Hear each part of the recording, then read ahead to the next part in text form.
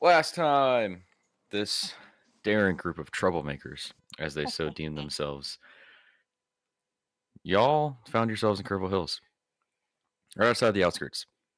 And as you began to make your way closer, the town itself seems a little bit more quiet than you're used to.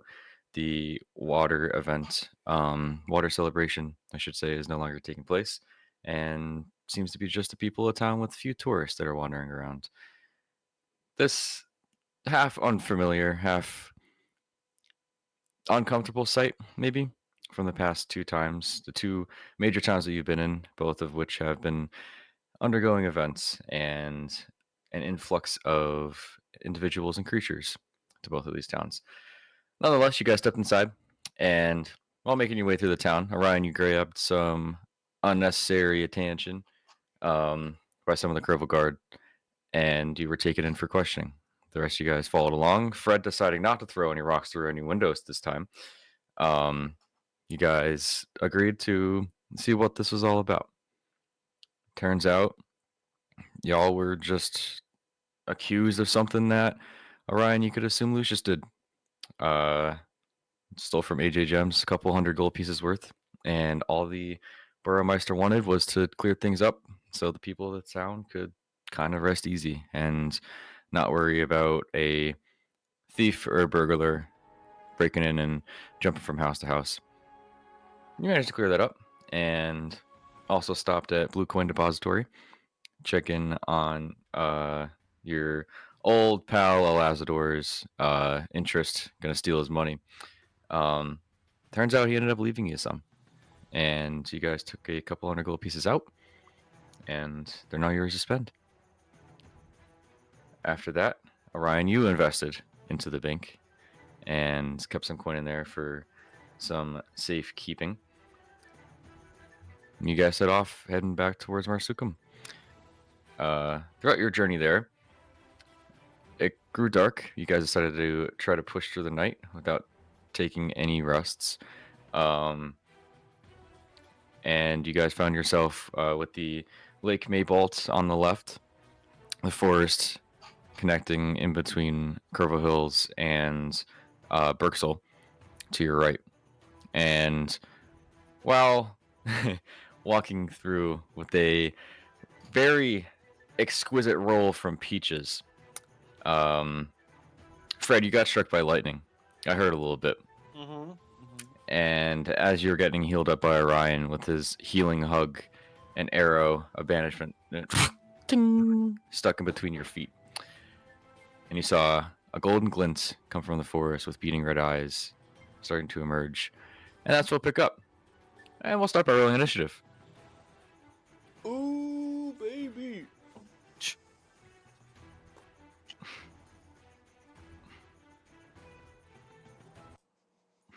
Excuse me, Gilbert. I need to roll my dice. Your feet are in the tray. Thank you. I sent a map link to the main chat.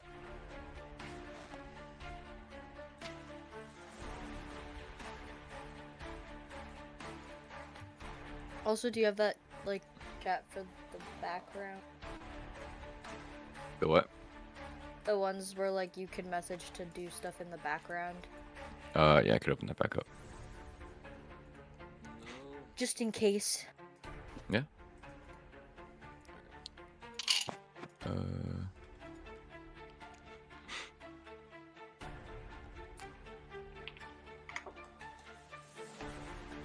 Oh.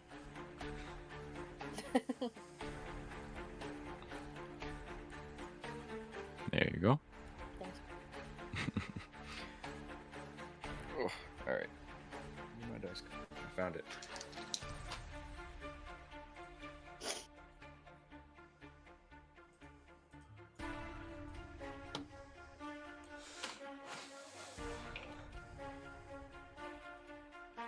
Don't know what to expect. Cool. Peaches, what'd you get? 7. Good start. Orion.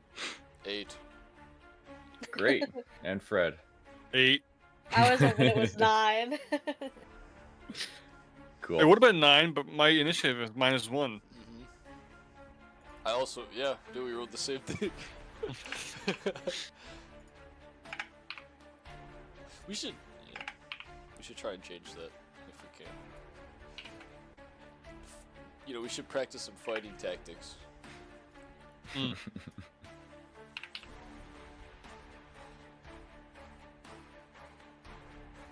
Cool. Sounds good. So you guys are on this path. On this side, I'm erasing this map. On this side is the few trees and the lake, and on the other side is the forest in which you're by. So you're heading down the path this way. So if you guys would like to place yourself somewhere within the center of it, just to do orientation of your travels.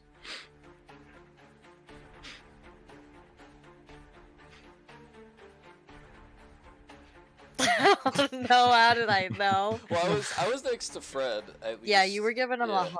So I imagine I'd be like back behind you a little bit. Or it was just in front. Yeah, that would be Is it behind. Behind? Yeah. Yeah. Okay. Cool. Sounds good. So with the arrow sticking out in between you, Orion, and Fred, emerging from the forest, you see two familiar looking these golden constructs, the swirling golds and golden coin elements of these creatures with these two beady red eyes in the center. They both hold different types of golden swords as they are approaching you guys, and also climbing from the waters and the forests below, Oh no. much smaller gold mites. These individuals are, you've seen them in the Windy Strings as well as in Port Ace, flowing in a northwestern direction. Last time you've seen them was a couple days ago. But with that, you guys rolled so well that the gold gremlins are up first. Yay. This one, oops. I can't. Look at that. Cool. Yeah. This one's gonna make an attack on you, Peaches. With his greatsword. 7 to hit. No. So as they come stepping out of the forest, they lash out towards you. Some of the gold elements kind of come flying off of the trajectory of the sword. And then there's Nad. Next one is going to step over towards you, Orion. Another attack on you for a 13 to hit. It's not it. That's good. They go over and kind of lash out, and once again, with you're like half prepared for it, as you could hear the movement rustling from within the leaves. And their turns. Well, the gold mites are up with Fred on deck. Gonna circle you, Orion. These two are gonna make an attack on you. This one's gonna head down towards you, Fred, and then 5, 10, 15, 20 gonna hit on you, Peaches. So the first one for you, Orion, they make both of their claw attacks towards you. First one is a 13 to hit. They go whiff out, and then the next one is a dirty 20. That does hit. Sounds good. I'm definitely dying. You're fine. Oh, max damage. You take 10 slashing damage as they lash out and slash out. These little creatures, as they're lashing out towards you, they make contact with your lower calf. Don't have much height to them, but it definitely stings a little bit as they go through and make contact with you. Fred, you take 6 to hit, so they go out and whiff right in front of you. You kind of like, with Orion's movement to avoid the gold gremlin, he kind of pulls you out of the way and narrowly misses you, or narrowly misses hitting your leg. And then for you, Peaches, Thank you, buddy. we're on like garbage already. 12 to hit. No. Another one goes out and whiffs for the first attack. Next attack for a dirty 22 to hit.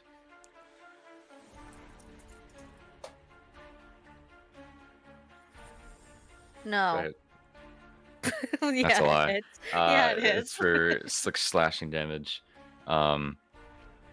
As it makes contact once again with your lower calf, and it missed another attack on you, Fred. But 12 to hit, Fred, for this next Yeah. attack. Is it?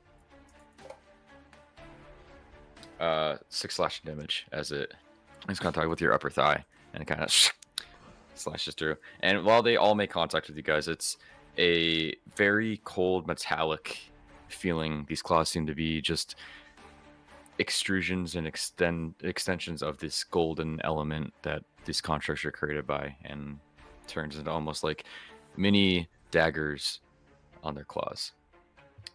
But Fred, you're up with a run on deck. See you, Fred. Am I sitting down? No, you were Okay. getting hugged by Orion. You're chilling. Okay. Yeah. All right. Okay. Uh, I'm gonna use oh, that's not it. I'm gonna use false life Okay. and heal myself 8. Cool. Uh, okay, 1 sec. I'm getting there. You're chilling. So is that an action? What does it say it is? I have to go read more. It's not my character. Yeah, that's a good Play your point. character. Okay, it's an action. Okay, then it's an action. Okay. I want to stab the. Can I use dagger as a bonus action? Only if you do 2-weapon fighting, which means you have to use an action for the first one. So the second dagger could be from her bonus action. So you have to have attacked first. Okay, I'll just get him ready. Cool. Sounds good. So you touch yourself up with that waffle magic, make yourself Mhm. feel real nice, and then pull out your daggers and ready yourself for the fight. Cool. You got movement if you like to use it. Nah, I'm gonna stay where I am. You'd have 3 opportunity attacks though. I could try Yeah, and no. block one of them if they go for it. So. Okay. Yep. But Orion, you're up with Peaches on deck. All right. Oh, stop drinking my water. I'm going to. Fred. How old are you? If I had to put a number on it, I would say 19. All right. So you're not that bad. I'm gonna then turn back around.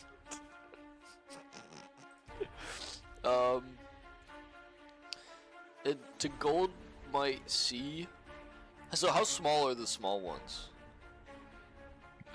They're like 2 feet tall if they're lucky. Okay. I'm gonna kick gold might see Yeah, and they're try small. and punt him into the woods. Okay.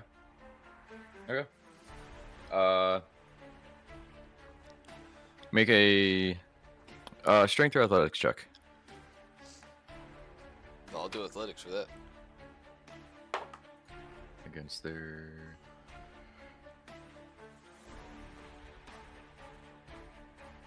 Okay, what'd you get? 26. Okay, sounds good. With their 16, they get. Could you roll a d6? 5. Okay, they take 5 bludgeoning damage Whoop. with your kick. Pretty sure we're used to that. And they get. You feel contact with it, and it kind of stings at first. It feels like you're kicking a solid metal ball. Yeah. But nonetheless, these guys are small, Yeah. and they go flying Actually back. heavy. Not necessarily all the way back into the woods, but Yeah. right on the outskirts of it. But they're Take definitely that. pushed back. Take that. All right. And then.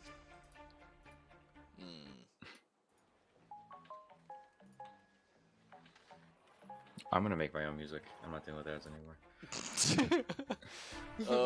Yeah, then I'll just I don't want to use the spear yet, but I don't want to punch a thing of gold. Screw it. And yeah, I'll kick and then turn and try and punch the gold gremlin. B. Okay, go for it.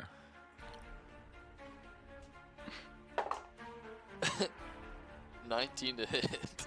19 hits. Yay. It's 5 5 what? bludgeoning. Bludgeoning? Okay.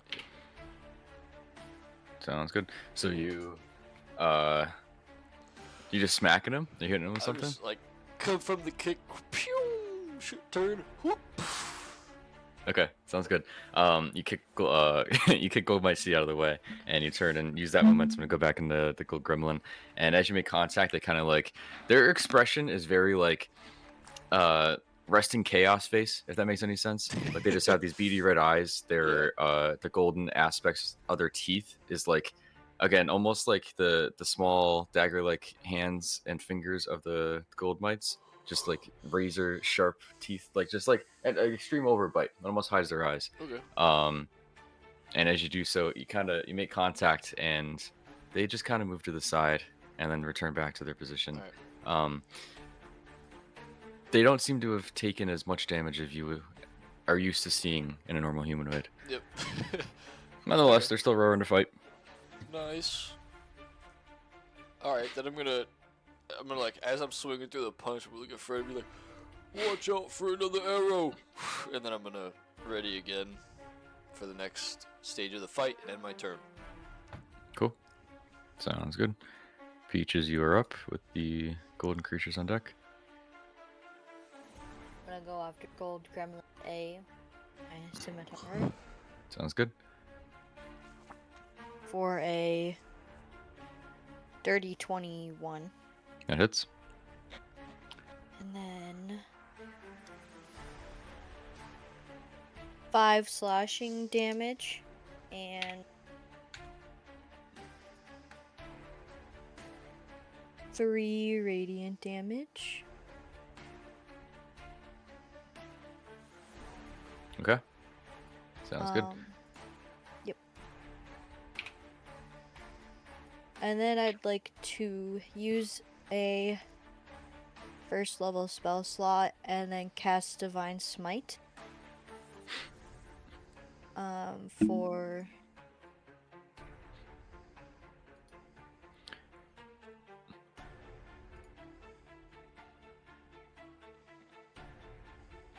for 8 more radiant damage.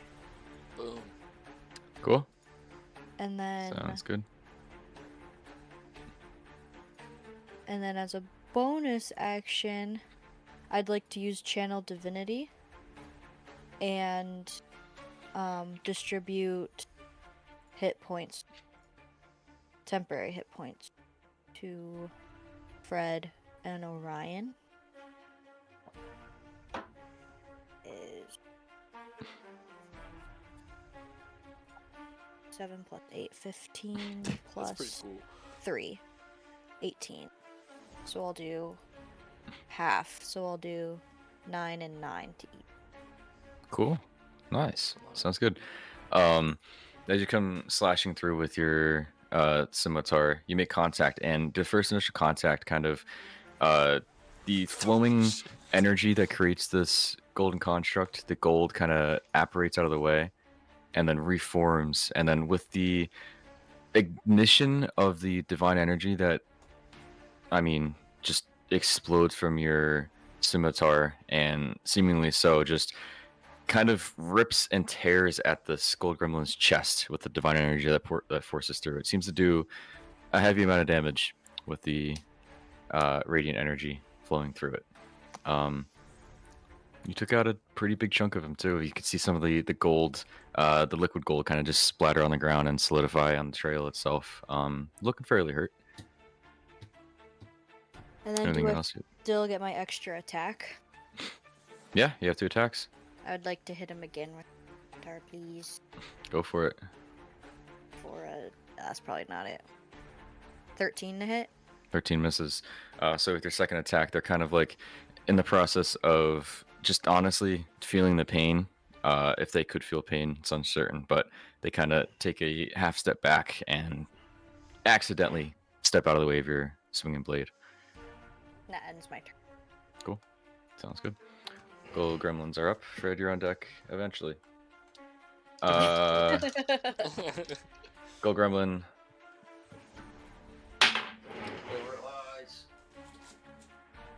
We'll have to throw it. I did. All right. First one's gonna make their attack on you, Peaches, for a 7 to hit. So No. once again, whiffs right in front of them. Back at you, Orion. Okay. Guys are rolling like garbage. A 10 to hit. Once again, you can see the golden blade almost like a couple inches from your head, and you manage to just in slow motion, you see it coming from a mile away, and are able to step away from it. Gold mites are on deck. Oh, I forgot. They are going to prepare for this turn. Back to the golden creatures. He's gonna. We'll start in order. So, well, my A. 2 attacks on you, right? A 6 and a 10. So, 2 slashes out towards you. Just completely whiff. B on you, Fred. Oh boy. 16 for the first one. He's fine. He's fine. 16 damage or 6 No. No, to no, hit? 16 to hit. 16 to hit. Still hits. Okay.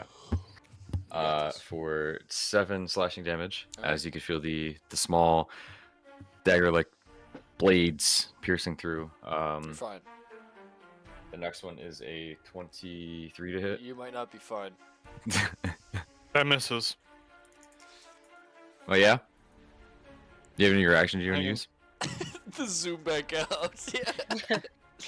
Did you add your hit points that I gave you? Yeah.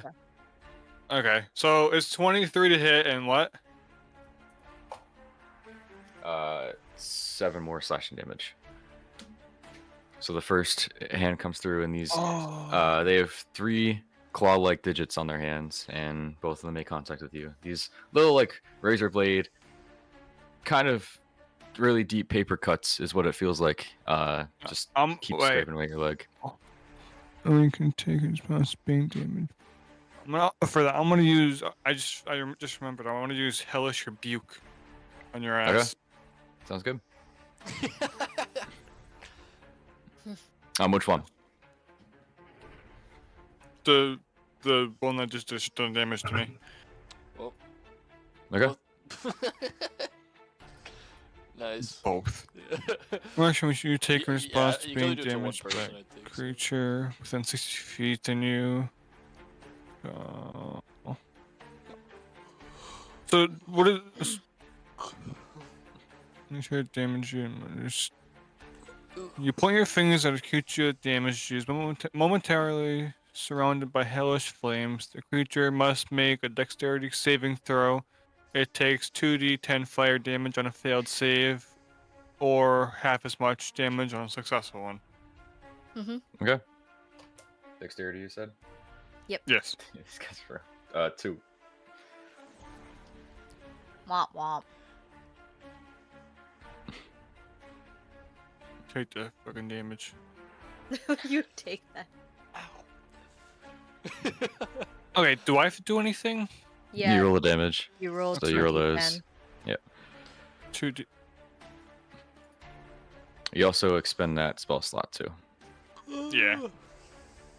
Alright, that's 12 No, it's- damage. 40 10. Yeah, it's a lot 40? more than that. Yeah. 4. Yeah, for It's 2d10. Thought it was. not for Fred. Oh. No. I think He you has said a 40. I was like, what? Yeah, it's 40 10 set of dice. Go ahead and roll. No. Okay. Do 4 d10. Okay, so that's 12, and then that's 6 more. Cool. So as this Okay. creature makes these 2 slashes at you with the second one, you point at I don't think so. Point at him, and these flames ignite towards him. Oh, I And think so. after the flames diminish, they kind of like reflect throughout the night with the rain still raining down and the lightning still flickering in the distance. The reflection off the lake. You can see this creature is, bless you, unaffected and seems to be unscathed by this Thank fire, as they are all immune to fire damage. Mm. Mm. Double chunk chocolate cookie. God. Your video's getting monetized. Yeah. immediately. Yep. That was Okay. monetize it? So I don't know if they own like the rights to that phrase or not. They might. They're okay. crazy. they are, yep. Look at my minifigures. Gold might see 10, 15, 20. Gonna run back up to you, Orion. Alright. Make 2 slashes at you. One is a 18 to hit. Hits. The second one is a 7 to hit. The 18. You take 6 slashing damage as it comes out and makes contact with your like right above your ankle, like in your boot, Oh. as it comes slashing through. And then Gold Might D, last one on you, Peaches. Jeez, what is that? 21 to hit, and then a 22 Yeah. to hit. Yeah. First My one, guys are rolling like shit. 7 slashing damage, Mm-hmm. and then the next one is 4 slashing damage. Ugh. They come slashing through, and they're just messing up your legs. They can't reach any higher, and just making contact one with your like lower Achilles, and you can feel it like radiate throughout your leg, and just to be met with a higher strike near the top of your calf. Ending their turn. Fred, you're up. Around a deck. This bitch didn't want to take any fucking damage. Alright, I'm gonna go after B with my daggers. Go for it. 9 to hit. 9 just misses for Fuck. the first one. Go. Ooh. 20. Not natural though. Yeah, 20 hits. Yeah. And that's 4 damage. 4 slashing damage. Yes. Sounds good. You go out making contact. Oh no, piercing. Okay, same difference. Sounds good. You go and make contact, and as you pierce through and pull back, you see the wound itself almost reform and realign with the rest of their body as the gold continues to flow around. You got some movement. If there's anything else they like to do. I'm good. Okay. Try my Alright, hardest you're not to die. Sounds good. Alright, you're up. Okay. Peaches on deck. Man, these things just don't quit. And then I think we just gotta get rid of some of these fucks, and it's about time I pulled out the weapon of choice. I'm gonna, yeah, fuck it. I'm just gonna stand there, like, wait for the music to come back. It's the 8th ad. Just gonna yell out, alright, it's time to do your thing. Just say, Warrior! And attempt to ignite the spear. Sounds good. You can see the hilt that you pull out is dark, and as soon as you ignite it, you could see the just divine energy start to pierce from it, and you can see the reflection off the raindrops that are falling through the sky, as well as off of these golden creatures, and it kind of reflects off the lake a little bit as well. Yep. Alright, Sparky, you ready? And I'm talking to my shield. Mhm. It's time to bust some heads, and I'll just go for Gold Gremlin. B again. Go for the biggest guy in the room. Okay. For 17 to hit. 17 hits. Yay.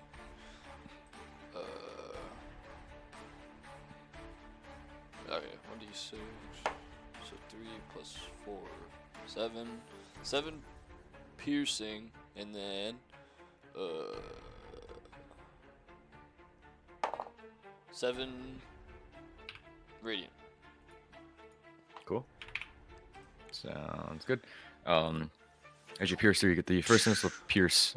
Just kind of cleanly goes through, and as you pull it back out, halfway through, as you're pulling it out, you can see the radiant energy kind of pulse into it, and the gold itself pushes away from it, and there's now a hole on the side of its torso. Does not seem to be happy at all with radiant. Yep. Yeah. Alright, then I'm gonna do a 180. Oh, Oh, yes. also, you would notice that since you called out your shield and notice it now, you notice that it's colder than usual. Cold. It doesn't seem to be as lively or carry as much heat as it did when you were in the Masno Underground. Oh, okay. Nice. That's all. Yep. Is that usual? Like, was it like that before? You have never felt it like this before. You've always felt the warmth and the heat that it carries. Yeah. Bro, completely off topic. My throat just farted. Huh? Yeah. I don't know. I did a stretch and my throat made a noise. And I'm gonna do. What's the name of the video? 180. I'm going to Perfect name. go after Gold Might A. And I'm Go just for gonna, like, take the spear. Okay. It was a throat fart. Alright, dude, we get it. It's gonna be a natural 1 for a total of 8. Sounds good. Natural 1. As you go slashing through, you kind of get some water in your eye, and with the light coming from your blade, you kind of assume that this creature is in between B and A, as you see 3 of them at the moment, and you whiff out and make contact with the ground below. Alright.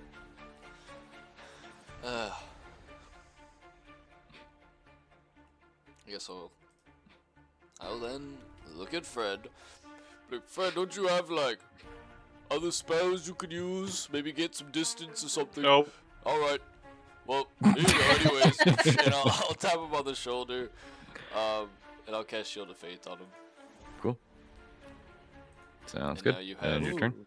with like the light coming in from the raid, you're kind of like shimmering a little bit. Cool. Like, On me? yeah, you actually you look like what's that scene from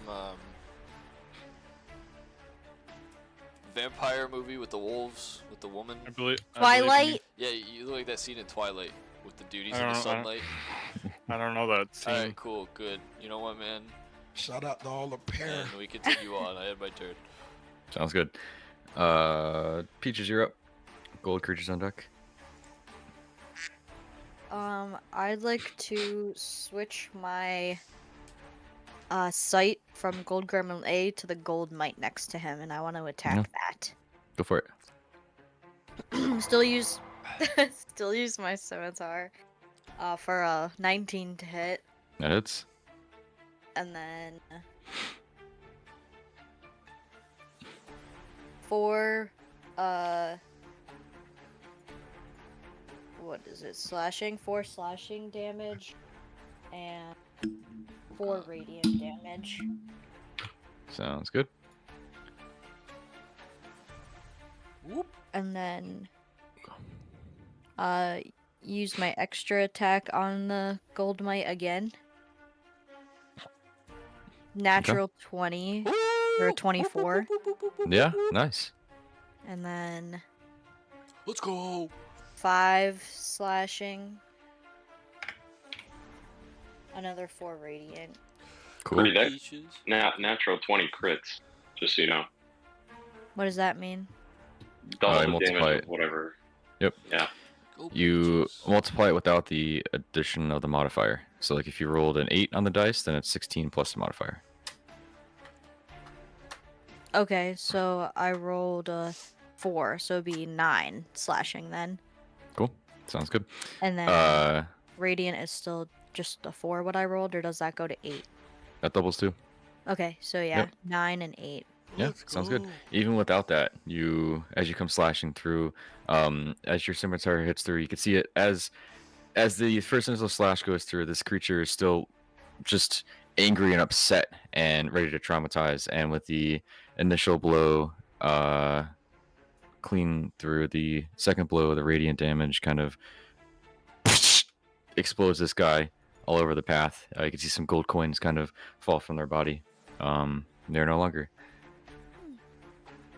See ya. And then, as a bonus action, can I see Fred? Yeah, he is. Okay, let's just 60 feet. I'll cast Shield of Faith on Fred, so he gets +2 AC.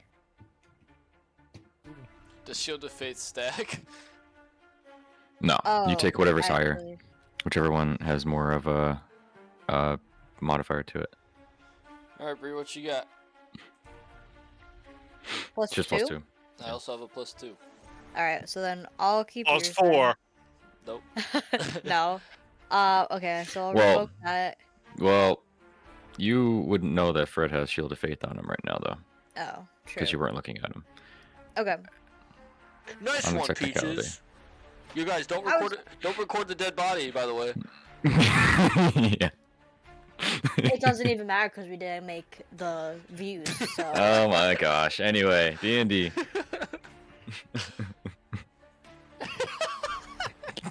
I don't like you. Alright, well then, I'll use up the bonus action then, and then end my turn. Okay, sounds good. You go over, and as you turn and see Fred, without even thinking, as your focus was on these golden creatures, you place a hand out, and you can feel the energy leave your body, heading towards Fred. The effect is there, but yeah, unfortunately, he was already doubled up. Do I feel it? You feel that like revoke of energy, and then it kind of re-enters your body at the same rate. Yeah, feels like the same amount of divinity just surrounding you. Anyway, top of the round.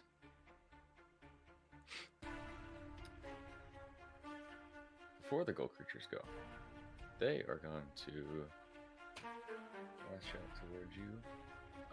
For a 17 to hit you, Peaches. Just hits. Cool. Can you make a charisma saving throw for me? Mm-hmm. Ha! Joke's on them. I got a big modifier on them.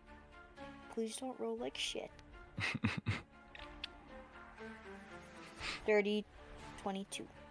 Cool. Sounds good. You do take 8 piercing damage, and you feel the as you're turning back towards Fred, right after you reach your hand out and release this divine energy towards him, you're as another arrow comes firing through and makes contact with your lower torso, coming from the woods No. where the gold gremlin came from. Same arrow that was fired at you before, and as it makes contact this time, you can feel the energy trying to fight your body, and you're able to fight it off this time. And you don't feel yourself leaving this plane of existence, even though you feel a little woozy afterwards, but you manage to fight it off. Okay. Now that that's over. Gold Gremlin A is up. Gold Mites, and then Fred on deck. Gonna make an attack on you, Peaches. No. Gremlin A for a dirty 20. Mm-hmm. Yes, dirty 20. Yep. I've been rolling wrong.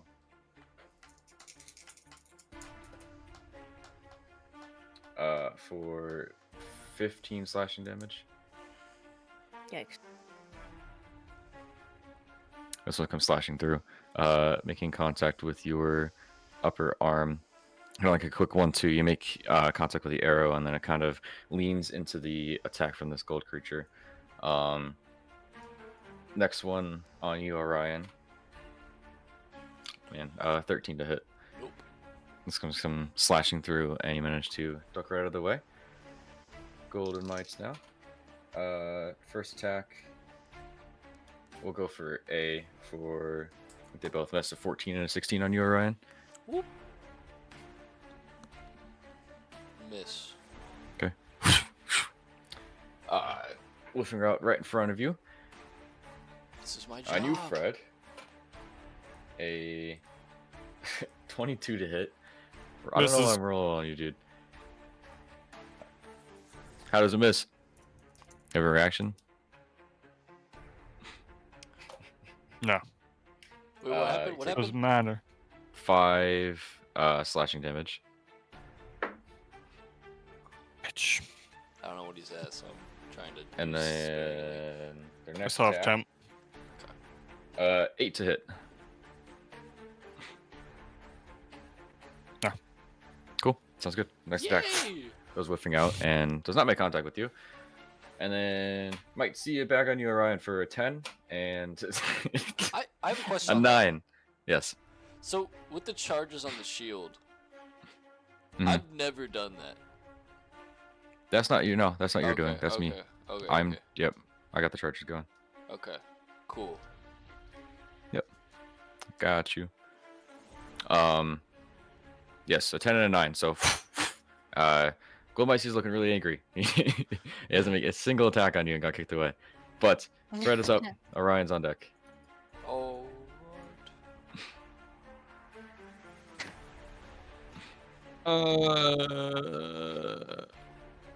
Okay. I'm gonna stab the little fucker next to me. The gold might be. Okay.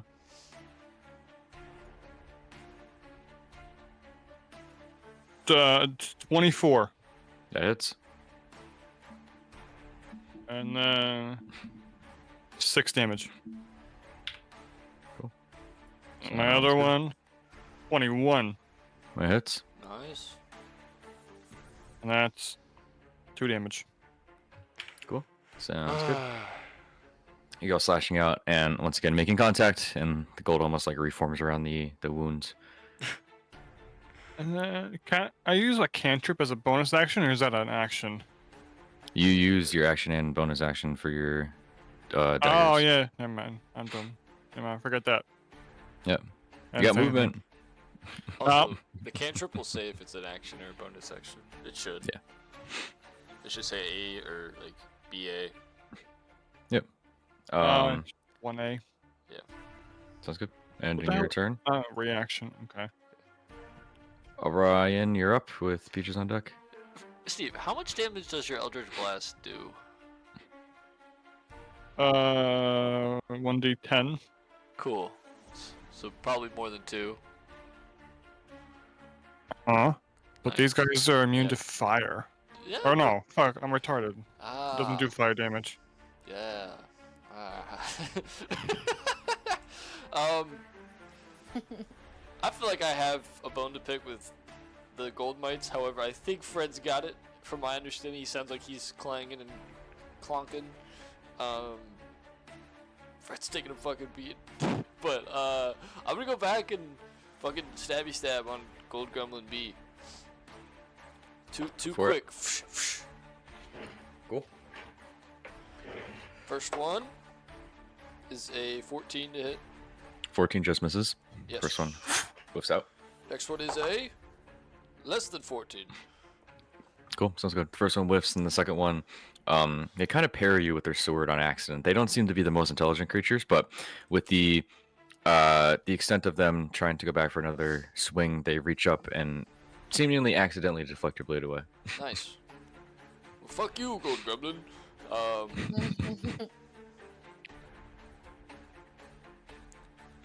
Alright, I'm gonna use my bonus action to try to shove him 5 feet away. Okay. The gremlin. Yeah. Get back, bitch. Poof.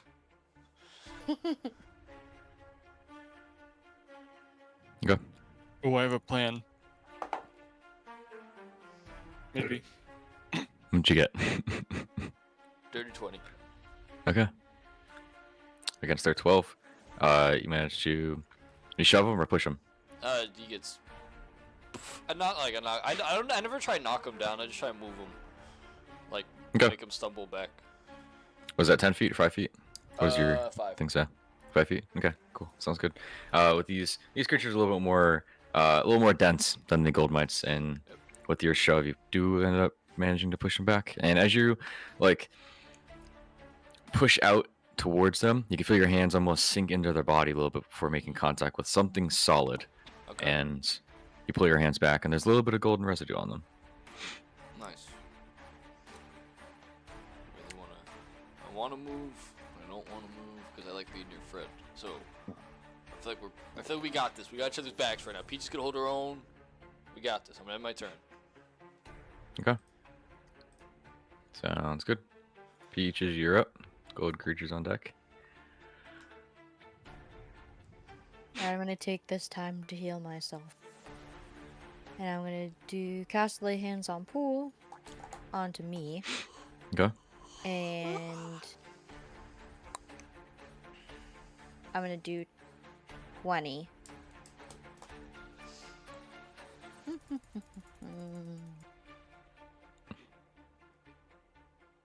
20 heal. And then as a bonus action, I'm gonna cast Shield of Faith again, but on myself. Okay. Cool. Sounds good. And then I will end my turn. Cool.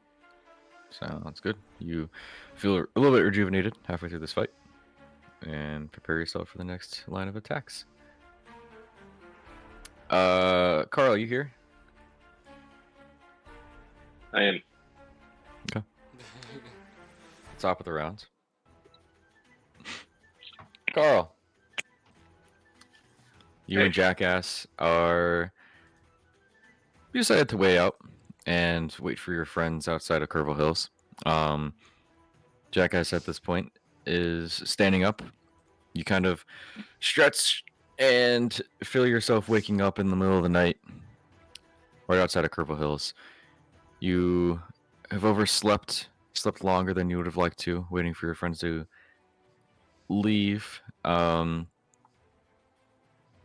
Right now you wake up and you see Jackass kind of just staring down at you. You see his giant donkey eyes. He kind of really stinks. He hasn't been taken care of or had a bath in a long time.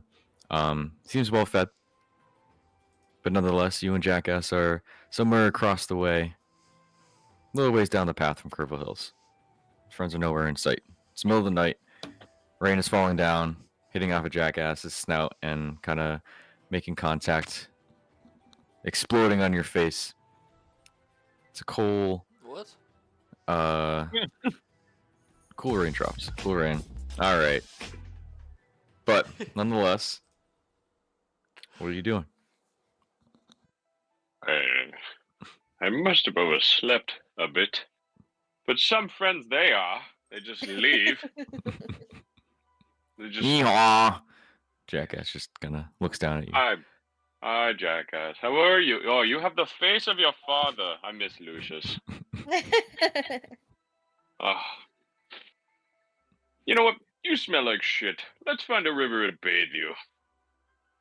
So that's what I'm gonna do. I'm gonna look to bathe him because Lucius abandoned him and never did that.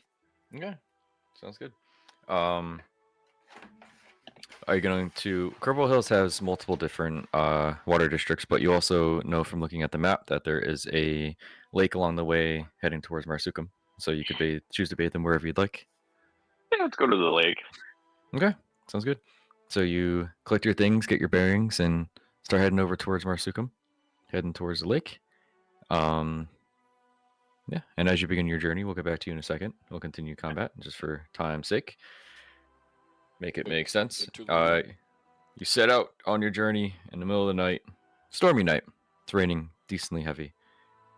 You and your fellow companion Jackass start to trot through the cobblestone path that crunches at your feet below. And these guys... Are in a It's castle like empire. the fucking 12th ad, dude.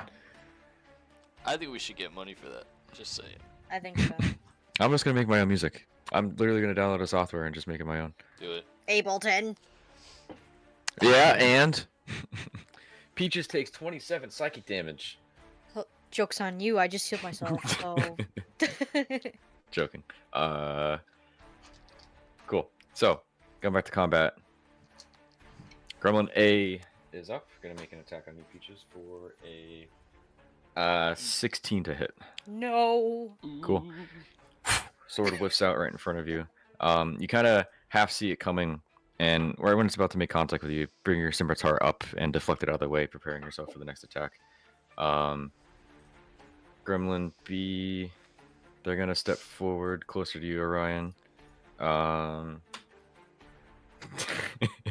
I wish I was bluffing this, dude. A 6 to hit. I'm like, they're thrown terribly against you. You go over and as it's stepping closer, use a shield to kind of deflect it and knock the sword out of the way. Gold mites are up, starting with A. Fred, you're on deck. First one of you, Orion. There we go. 19 to hit. That hits. For 7 slashing damage. All right. Next one, natural 1 to hit. The first one makes contact. The second one almost makes contact with itself. It kind of gets too excited and too angry, and it kind of, like a baby slapping away food that it doesn't like, just like kind of waves in the air and slaps it around. Goldmite B is gonna attack you, Fred, for a 17 to hit. It's What is that? For 5 slashing damage. The next one, a 7 to hit. misses. Let's Cool. go. Next one whiffs out of the way. And you parry that one with your dagger in your other hand. Goldmite C, back on you, Orion. First attack for a 14 to hit. Yes. Next one for a 15 to hit. Yes. Damn. So both attacks kind of go off and parry away. With the deflection of Goldmite A, you kind of knock your shield into the arms of Goldmite C and deflect Cool. both shots away from you. Fred, you're up with Orion on deck. All right, let me try something. All right, Fred. Orion, don't Let me worry. cook. Let me cook. I'm scared. I'm gonna use command Oh, on Gold Gremlin B. great. I'm gonna command him to flee, Nice. and you have to make a Wisdom saving throw. Okay. I would have to make a wisdom saving throw if it was a humanoid. But since it's not, the creature, you Ooh. speak out your word commands, and it goes right through them. Whether they're not smart enough to understand or they don't have enough physical, just morality to them, it just does not seem to have any kind of effect. That's I don't like cheeks. you. That's cheeks. That's cheeks. My fire does damage, doesn't do anything to him. My spell goes right through him. The fuck? Hey, man. Some bullshit. You got a bonus action. Got some movement. I'm not gonna move. Okay. I Dude, don't have anything. we need to teach you the disengage action. Get away, Yep. get a safe distance, and then start blasting. Yeah, I'll just blast to mess these guys up. I know, but I'm low. But disengage, they can't attack you if you disengage. Okay, I'll disengage. Well, no, Well, it's an that was your action. action. Obviously, I'm at next turn. Yeah. Yep. I'm not I'm dumb. gonna do what I can save, to good save. save you here, but Well, that's it. Sounds good. Fred's a punching bag. Yeah. Ryan, you're up. Peaches on deck. All right. Seeing Fred being used as like collateral damage, I'm gonna See, Turn. I'm the distraction. yes, but a distraction needs to have a purpose. Oh, I tried. So what happened with the Shield of Faith? Is that still on or is that off? On Fred. Yeah. Peaches cast. No, because mine didn't go. I cast. Hers on didn't go myself. through because you had yours going, so it would still be your shield of faith. Okay. I don't know what the actual rules are, but that would Yeah, make let sense me- to let me me do because it would something. kind of deflect it off Cool. of you. I'm gonna drop concentration on that, Okay. and I'm gonna add concentration with protection from evil and good. Okay. And now that low intensity shimmer is now a little higher intensity. Hmm.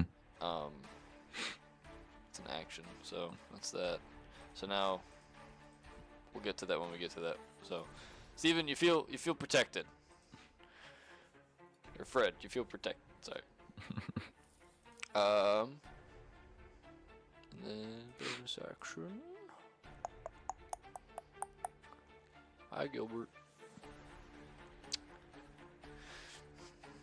I don't know. I want to move, but then I know they're gonna go after Steve or Fred. Fuck.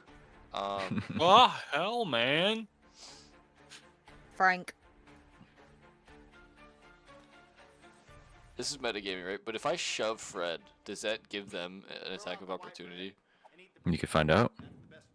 I don't like that Once this answer. ad is over. Yeah.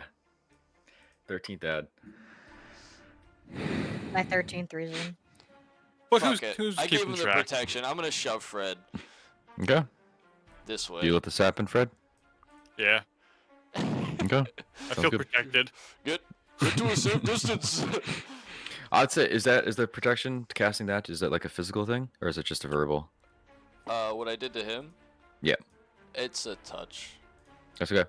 So as you, we'll say for the sake of this, you reach out and put your hands on Fred, and then in the same motion you push him while casting the spell on him. So Fred, you feel like this increase of divine energy into your body and guess- just well- feel protected. Um, Yeah, it's okay. what's up? Sorry, I feel like I'm breaking the rules there, but cause shove is technically an action, so yeah, I don't want to bend the rules to my I don't care. favor. Okay. It's fine. It doesn't matter. Yeah, you shove him out of the way. Is he? Make a dexterity saving throw, Fred. There we go. That'll balance it out. Yeah.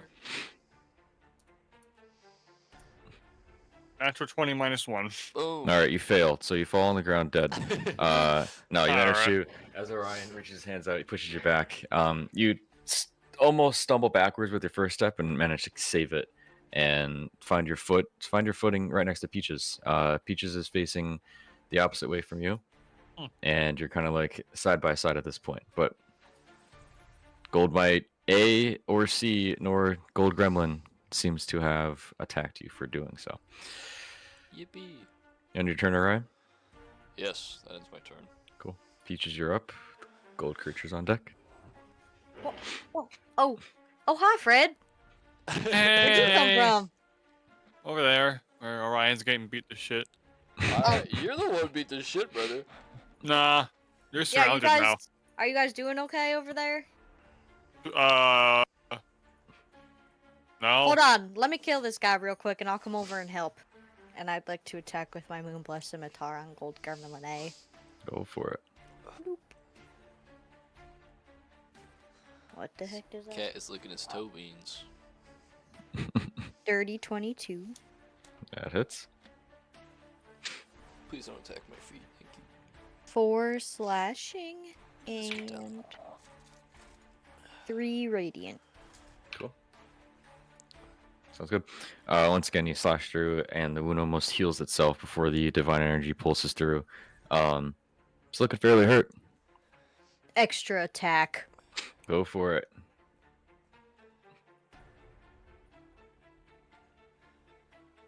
$15 to hit. 15 just hits. 5 slashing. 1 radiant. Come on.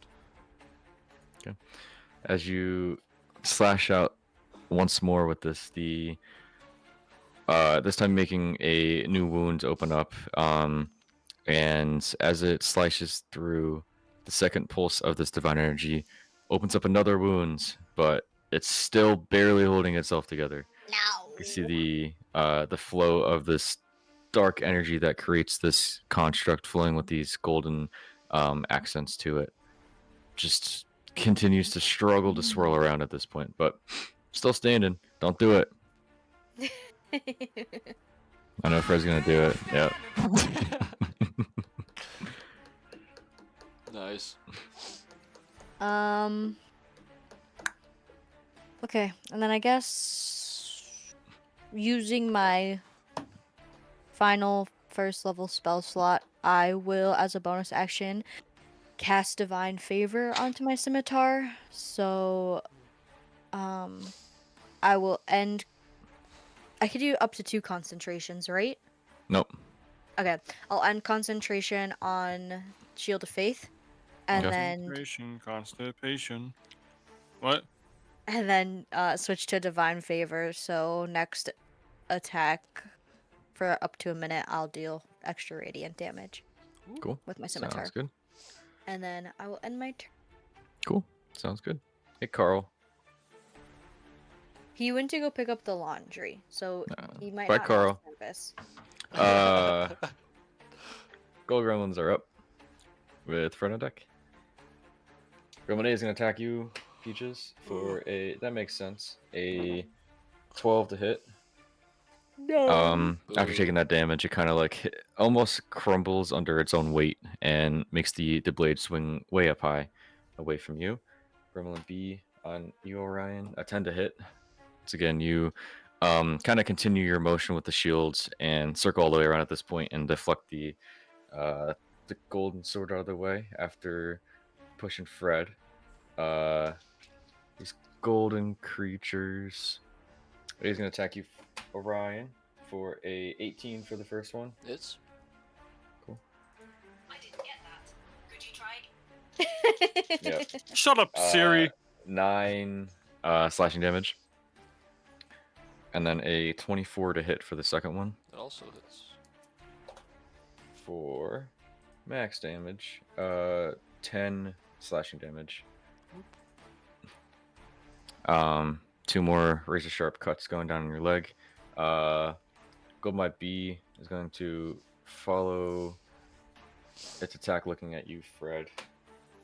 For a 5th. Nope, disadvantage. Same roll. For a 10 to hit. Nope, I lied. 8 to hit. Misses. Cool. Either way. First one slashes through. Guys, I might be cooked here. I'm not gonna lie. Don't worry, I got you. I hope Sorry. you do. Uh, Oh, I need to roll. next one, disadvantage again. Oh, even with disadvantage, is 17 to hit. Do you add anything to the save DC on concentration? Is it your spell modifier? Your spell modifier. Not the proficiency? We'll get once we get to your turn. We could. Yeah, we that'll could see be a what's big, going on. I'm pretty that'll sure be a big it's deal on the roll I just made. yeah. That's I'm fine. I'm 90% sure it's your spell modifier. Damn it! Yeah. Fred, for you, I'll do some max digging. 10 slashing damage. Makes contact. The first one whiffs out of the way. The second one kind of catches your foot as you stumble backwards. Right, like almost like in between your boot, kind of slashes that, damages that out a little bit. Cool. And then Gold By the way, Might C on you, Orion. Oh. 6 to hit for the first one. Nope. And a 7 to hit for the second one. Ah. So with this time you parry both shots using your shield to deflect them. Yeah, sounds good. That ends their turn. Fred, you're up. They're on deck. Okay. Go. Oh. There we go. Away. There we go. Okay, fixed it. I'm gonna do Eldritch Blast on the big guy next to. Yeah, that's 8 to hit for the first one, 8 misses. and that's 21 to hit. On the big guy on B. Yes, Yep, that hits. and then that's 6 damage. Cool.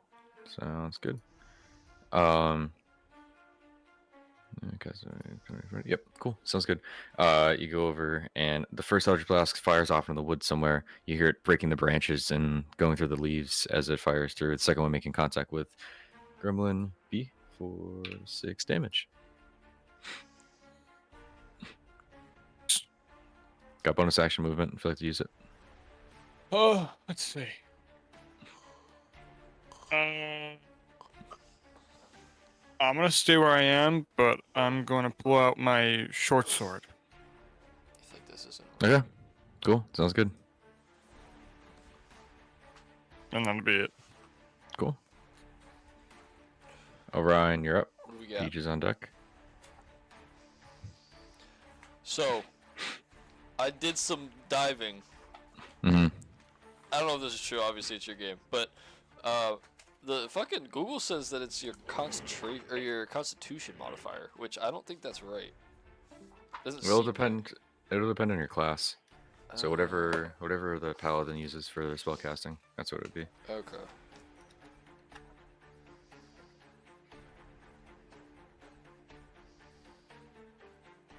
Yeah. So it wouldn't be unless you're proficient yeah, in. this You is wouldn't be in the, that. So the handbook is stupid. We're not doing. Well, it's up to you, but the handbook is like stupid.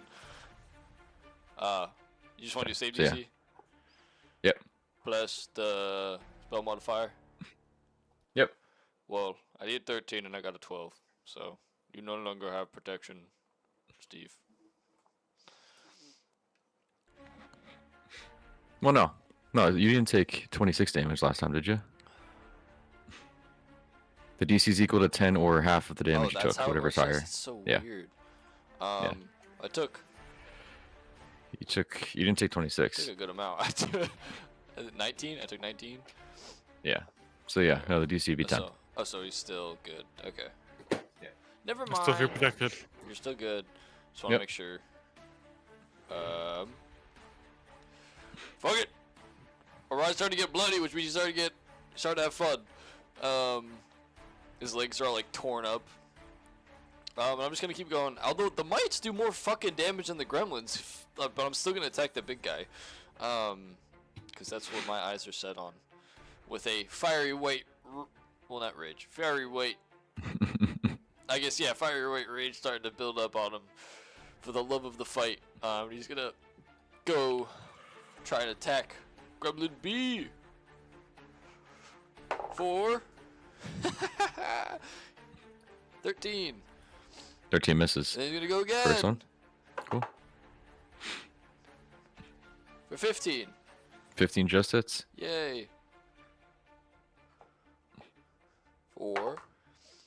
8 piercing damage and 8 radiant. Cool. How'd you do it? You just fuck him. Sounds good. You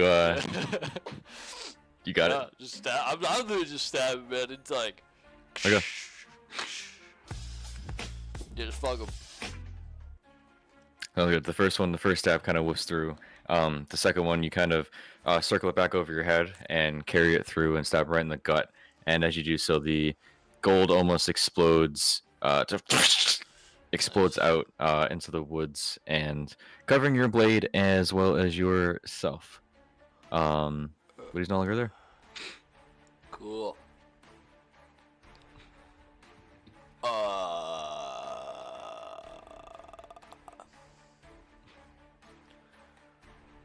Poop. I can't do anymore. So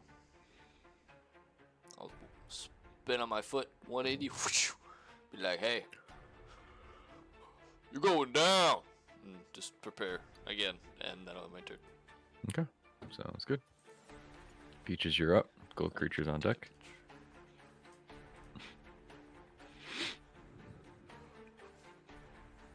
Sorry if you hear a piggy in the background. Wild hogs could be heard in the distance in the woods. Yeah. He's right next to me. Got his piggy. Give me the piggy. I'm gonna go to Gold Gremlin A again and use my. Okay, well, I rolled a 9 to hit, so I'd like to use my heroic inspiration. Well, you can't Is use that that allowed? for. No, that's only for checks and like out of combat situations. Shit. Okay, well then extra attack. Yep, Okay, that's better. Dirty 20. that hits. Give me this piggy. And then Pull Zach up off the ground. So 3, 4, slashing, and sorry, tug of war. 3 radiant plus an additional 2 radiant, so 5. Okay. How'd you do it? I take my scimitar and I go ching. Well, I go ching first, and I like overestimate it over his head, and Mhm. then I come back around and then flash him through the neck and behead him. Cool. Sounds good. Yeah, first attack goes way high, and you redirect and readjust your trajectory. And as you come slashing through the neck, the liquid that makes up this creature kind of continues to move around and flow around, and the head just slides off of its body, falls on the ground, and this liquid gold just explodes out, leaving some coin on the ground as well as some other items. But is that on your turn? Got bonus action movement. Yeah, I'd like to quick pick up those gold pieces, and then come over to here, like come around Fred, I guess, where the gold might be is, and then step into that. Sounds good. You get 6 gold pieces from that. The pig made the same noise you did. And then end my turn. Cool. Gold mites are up. Fred, you are on. So I'll mute. You're good. Gold mite A is going to attack you, Orion, for a 13 for the first one. Natural one for the second one. You go out and lashes out towards you and makes contact with your shield. The second one just completely whiffs. You knock it off balance almost. Gold mite B is going to continue to go after you, Fred. Focus on you the whole time. 17 to hit. Oh, that hits. For Can I persuade him to not attack me? no 9 slashing damage. That's exactly how much health I had. Okay. Good. Sounds good. As you're falling down, it's gonna make another attack on you. I'm dead. I know, but you're gonna add a failed to your death save, as a 23 does hit you. Aw. So as you're falling to the ground, with your body starting to be limp, Peaches, you would notice as you're walking by, Fred just kind of falls limp, and the gold creature makes another slash at him, deepening the cut that he has on his leg. So that's an automatic failure? Automatic one failure. Yep. Okay. Great. Love it. Yep. You're welcome. You'll be fine. Dick. C is gonna make an attack on you, Orion. For a 13 for the first one, and a 22 for the second. Just the First one was through. Second one is a 4 slashing damage. Second one comes slashing through and makes contact a little bit higher up your thigh this time. As it like jumps up to lash out, ending their turn. Fred, can you make a death save for me? Okay, how do I do this again? Roll a d20. Yep. Okay, there we go. That's an 11. That's one success. Yes. Cool. 1 to 1.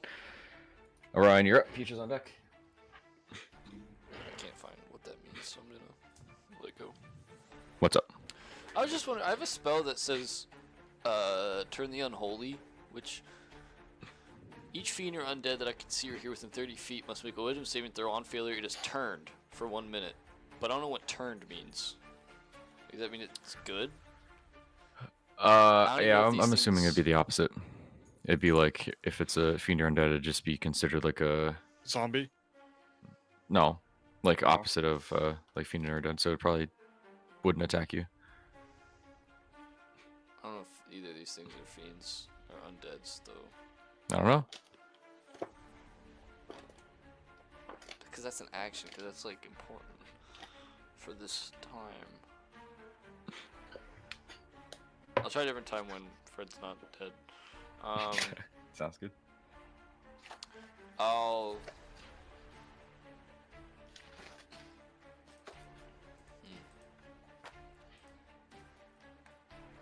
Yeah, I'll use I'll use the spear. I'm in reaching distance of Gold Might B, correct? All three of them. Yep. Okay, I'm going for B. Go for it. I'm gonna try and reach around Peaches and stab.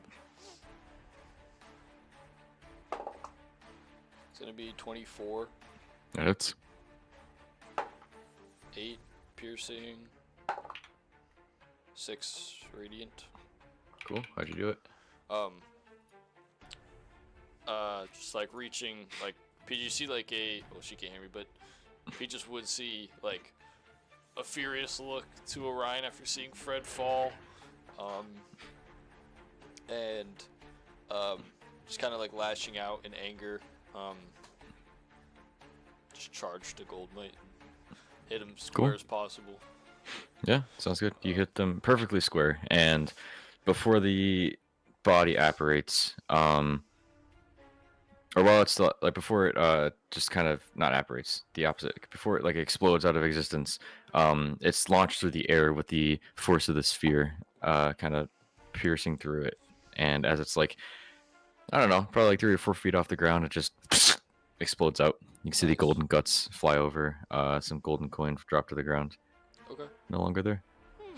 And then after that, with the rain dripping down his face, the blood trickling down his leg, he'll turn again and then attack Gold Might A Go for it.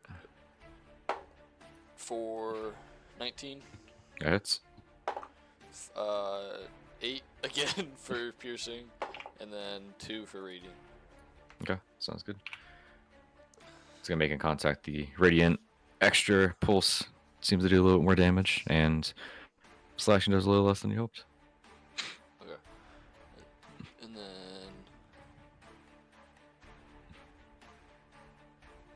I need to get close enough to touch him. I can't do that. Or wait, do I have to touch for this? Ooh. Nah, I'm not gonna do it. I'm gonna end my turn. There's no point in me moving, so I'm just gonna end my turn.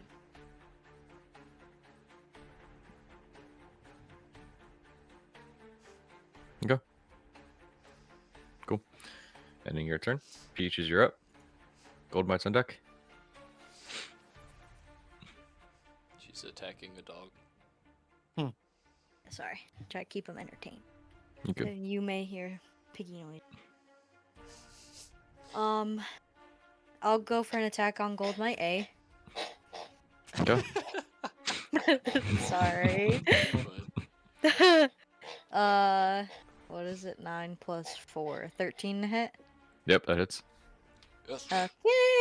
And that is 7 slashing. Mm-hmm.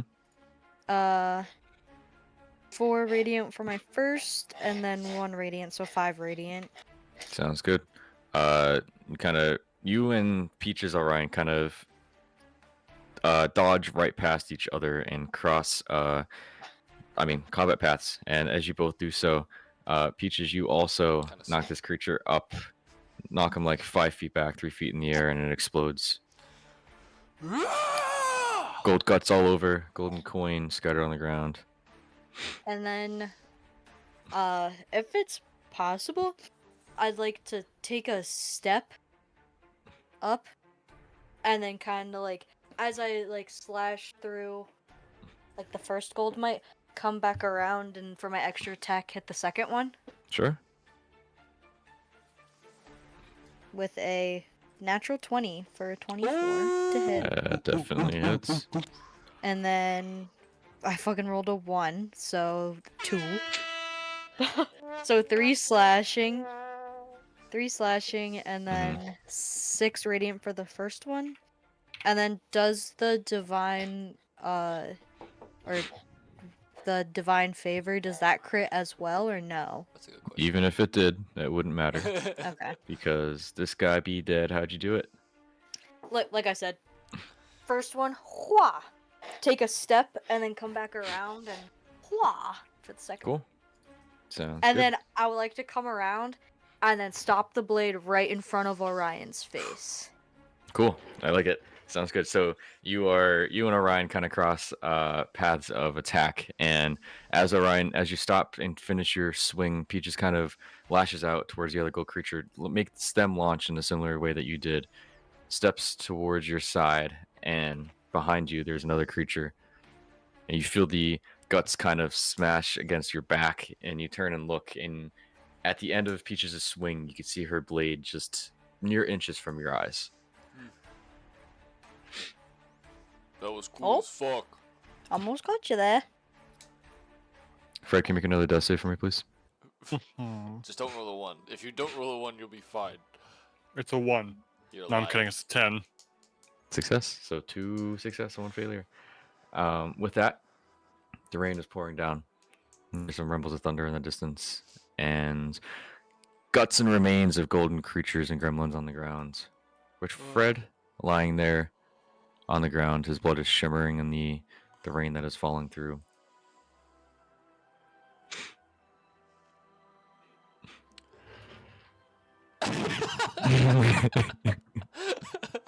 um.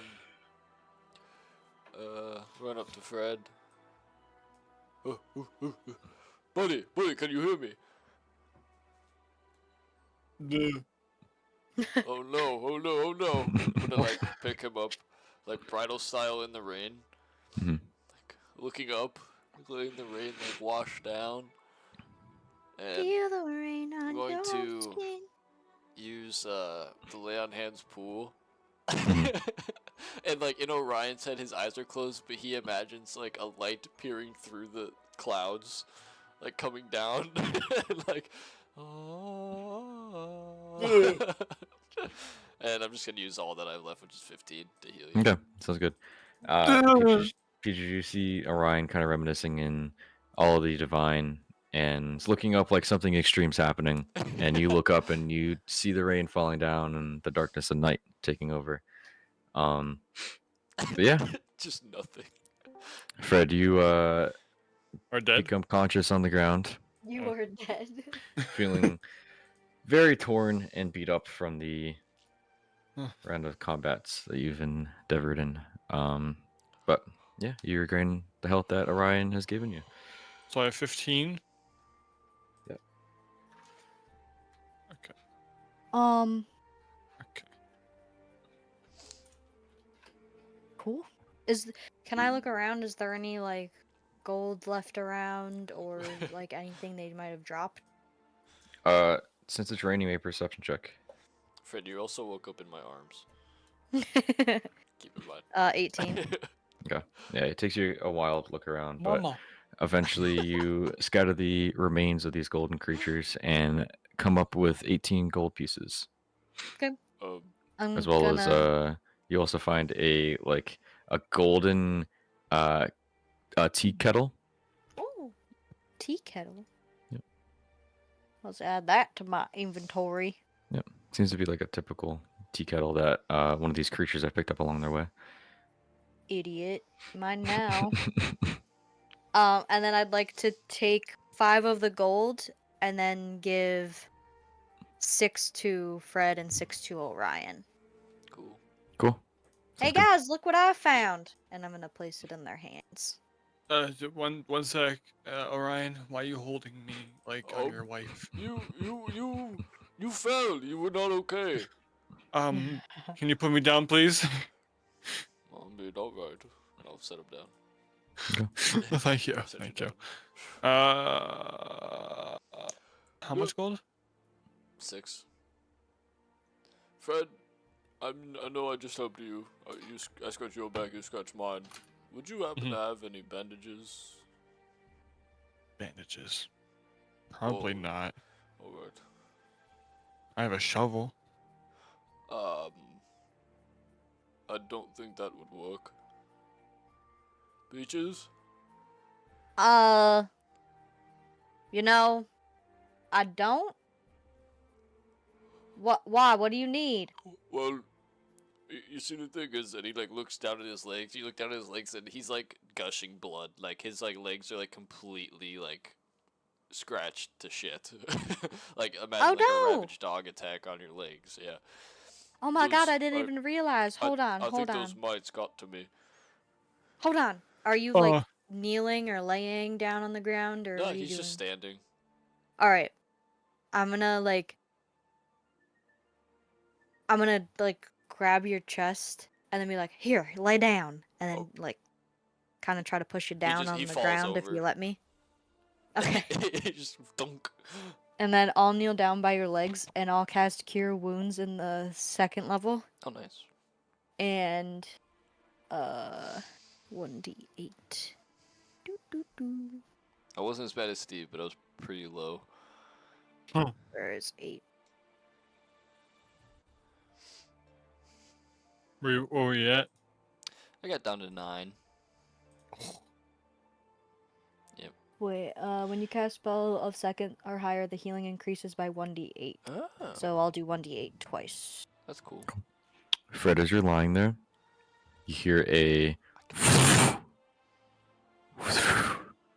flutter still coming from dying? your backpack. Yep, you're dead. You hear Oh, a flutter coming from your backpack.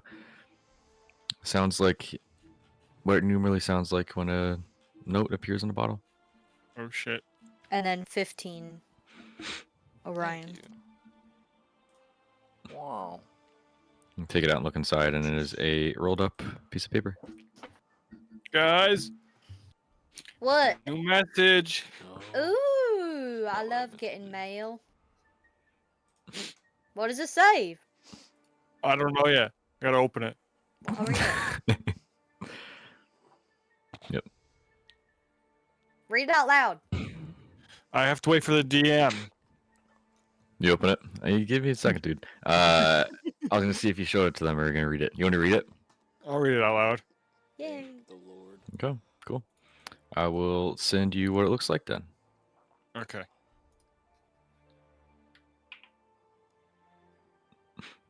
Just Uh-oh. give me a sec. I gotta form the words in my head.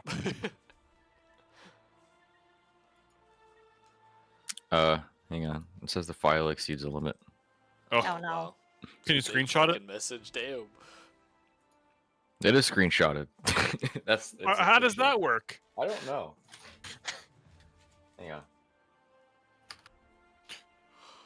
All right, what if you just read it then? I was thinking Nope. send it to Steven's phone. Or that? Oh. Hang Oh. on, I'm gonna see my tablet. What are you doing, beefcake? The fuck? What? Oh. Oh, What bro, happened? I can't. Oh, Yes. bro. You could read Behind the cursive. scenes. No, I'm so bad at. Okay.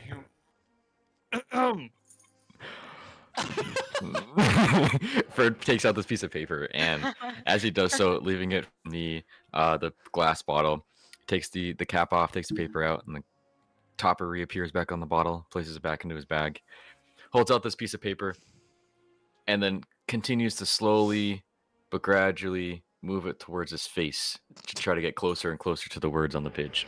I want to hear him try to read it. Oh, jeez. I went into Logan's Discord thing. The picture above it is my ass. All right, I'm guessing that first word is ogres. Okay. Ogres on their ways change quickly. One night, they struck this island with the something fight. People of Gragabore fought from the wheat fields, but the ogres soon had the upper hand. They would keep their courage to attempt to defend their native land. You sent me a message. Fred, are you I alright? sent it in the items. Oh. With the odds against them, they were desperate for. I can't read cursive. I was like, why is he having such a hard time? Alright, Bro, for, I'm so for bad the at reading viewers, this is cursive. what he's fucking looking at. Did I say law? Law? I don't fucking know what that says. The timer would tell that this island would not fall victim to the violent ogre's claw. The allies soon realized the ogres could not swim.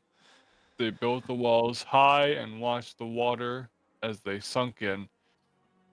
The waves rippled and did the effect of their mission. With the winds outweighed the losses, it added fuel to their ignition, exploding with newfound courage, which helped turn the tide within the walls of the new fallen rubble, is where we reside. All right. Fuck. Who's this one from? There's no name on it. Huh? Even if there was, I wouldn't be able to read it. Oh. Is there anything on the back? I'll flip it over. Sounds good. You flip it over, and you see on the back it is a note in Dee's handwriting, and it says, "Here is a. This reveals the location as to where we reside. Oh. It's Sorry, it has to be like this, but we can't take any chances. We also still haven't seen or heard anything of Anadi or her crew. And if you or her crew doesn't show up soon, I am going to trek back to Port Malik to make sure she's all right. Best of luck. Best wishes. Signed D." While Fred is reading this, I'm listening, but then also am I able to like kind of walk around a little bit and look for in the direction that the arrows were coming from that were hitting me? Sure. Yeah, there's an arrow on the ground. One is still within your person. The one is on the ground in the center of the path where Orion and Fred were hugging. And it seems to have come from opposite the lake, somewhere deep within the forest. Orion, where do you think we should write back? I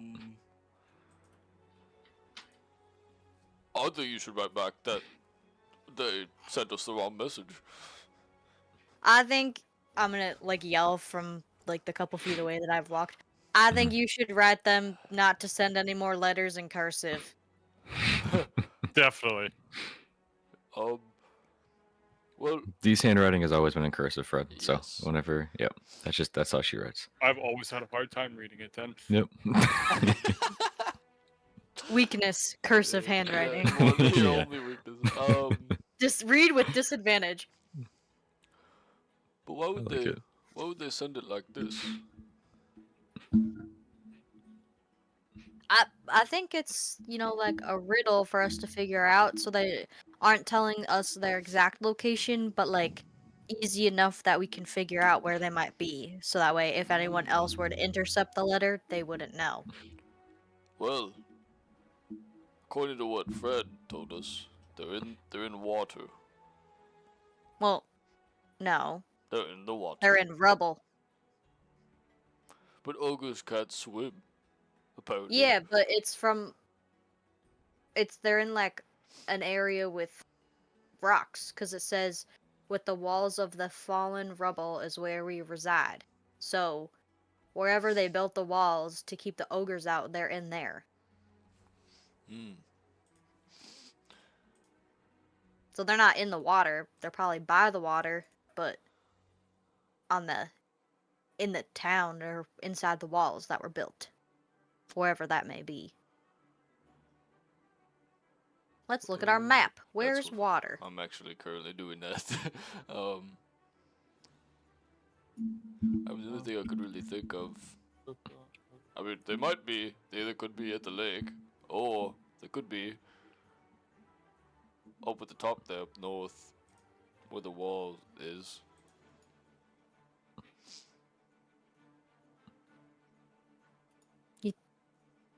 Well, what about... Huh.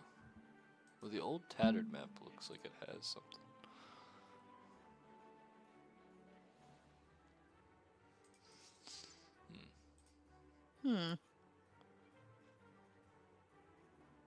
I'm trying to see. I see a bunch of bridges over water, but I don't see a wall. Well, let's not, think too deeply I mean, once we get to Marsucem, we can maybe ask about the tale and see if anyone knows, like, where the walls were built to keep the ogres out. Alright. Let's be careful though, because I don't know if we should just show anybody. Then maybe, you know. Well, no, not show them the map, but ask about Yeah. walls that were built to keep out ogres. Yes. I'm sure the townspeople know from old stories and from word of mouth, possibly. Alright. But what are you doing, by the way, Peaches? Oh, when we were in the middle of fighting, I don't know if you could see this arrow that's inside of my body, but, someone was shooting at me, and I want to figure out where it's from, just in case, we're being followed or they haven't left yet and they're hearing our conversations. Alright. But it seems like it came from that way, and I'm gonna point towards, like, the woods where the lake is. Is it still raining? Oh yeah, it's pouring. Okay. She points opposite. You're also on dark vision, so she kind of Yeah. just points off into the opposite direction of the lake, into the thick forest, on your opposite side of the Alright. trail. So I don't know if we should keep going on and just, keep our awareness up for something behind us, or if you want to go check it out and maybe 3 against 1, hopefully, we could attack him. Fred? The arrows, the arrow that's like inside me and like around, are they like gold? Like gold dust or golden arrows or something that like the gold gremlins might have had? Make an Like that? investigation check. Actually, make a Arcana check. 14. Okay. It's not too bad for this. Take a look at the arrow within you, and you can see in the entry point on your clothing, you could see a exact residue that was used on the arrow that made you see something that you haven't seen before when you were in the Masno Underground within the Fight Club, when you were transplaced into this hellish environment. Okay. Seems to be identical on both arrows.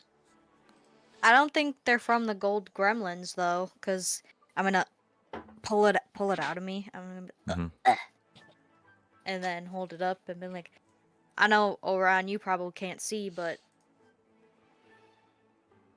this doesn't look like there's any gold on this.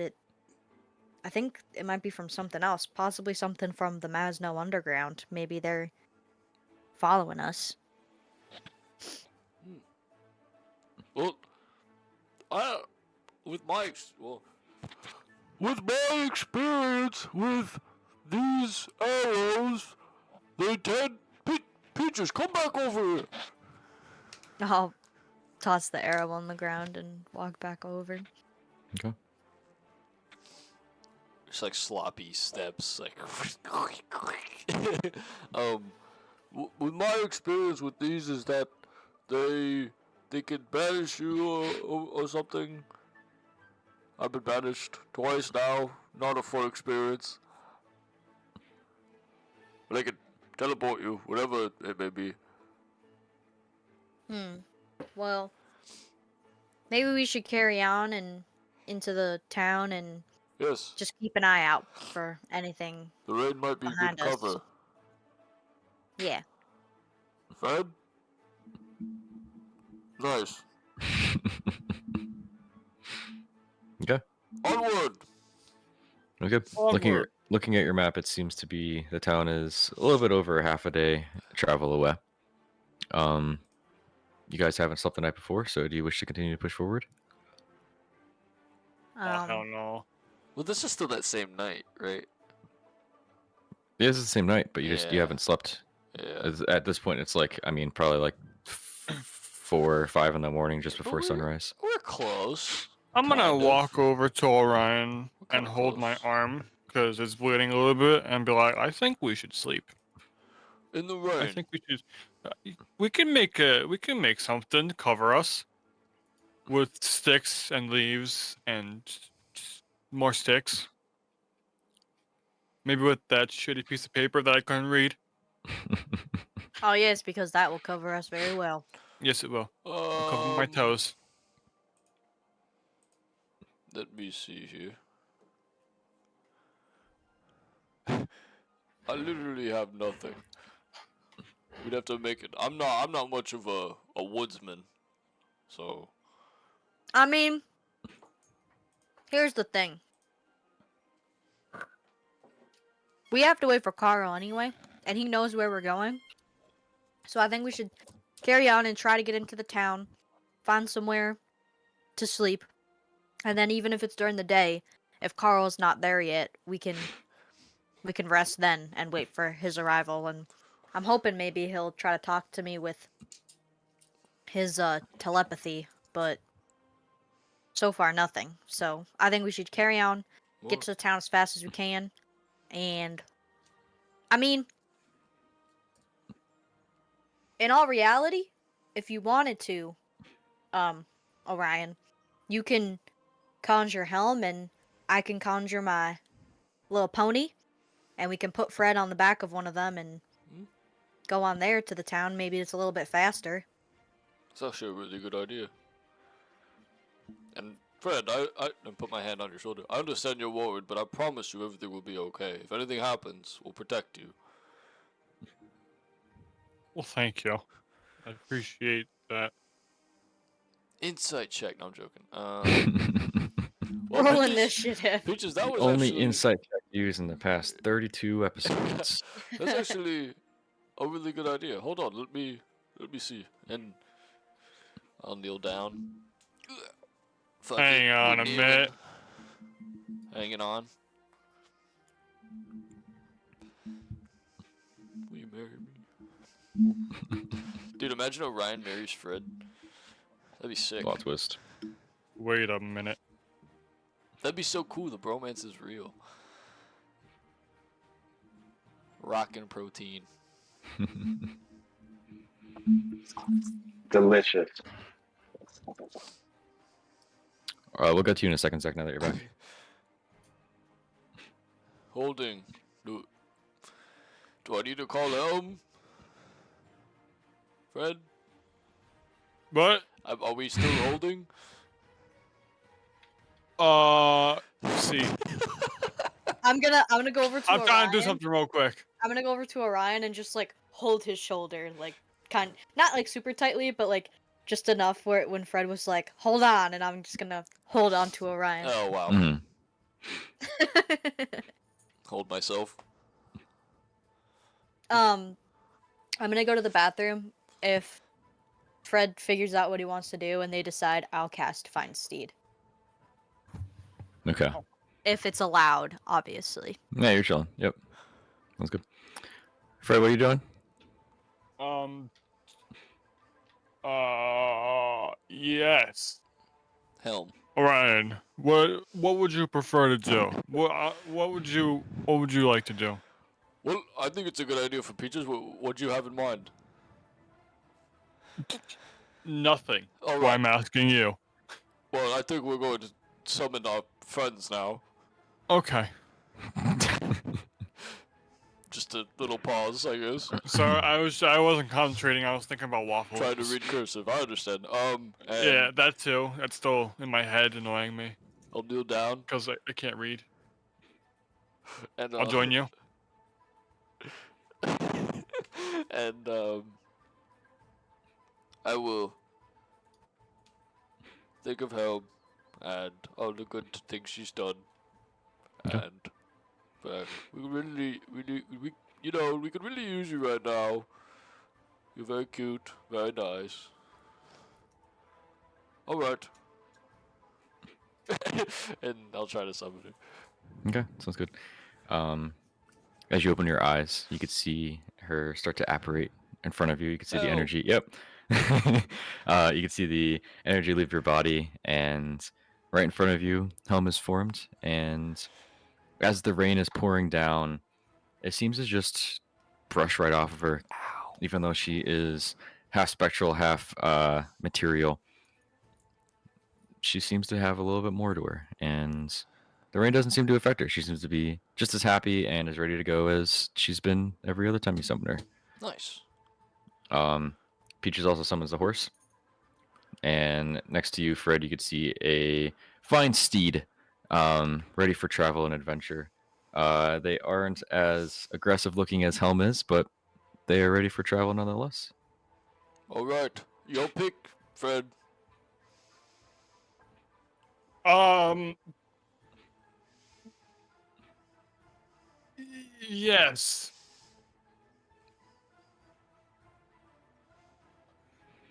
Can I ride the cat? The cat. The cat. There's no Oh. cat. Probably This is- still loopy. This is I Helm. thought it. I thought his name was Gilbert. Okay. Yeah. I'll ride Helm. All right. Helm, is that all right with you?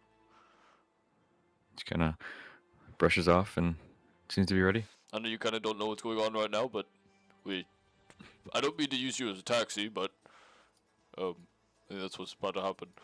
And I'll hop on, and I'll reach for Fred. Sounds good. As you hop on, she kind of and reach out for Fred. She kind of kneels down, bows down, and allows Fred to get up. You're thrown on top. You can grab onto my waist if you'd like.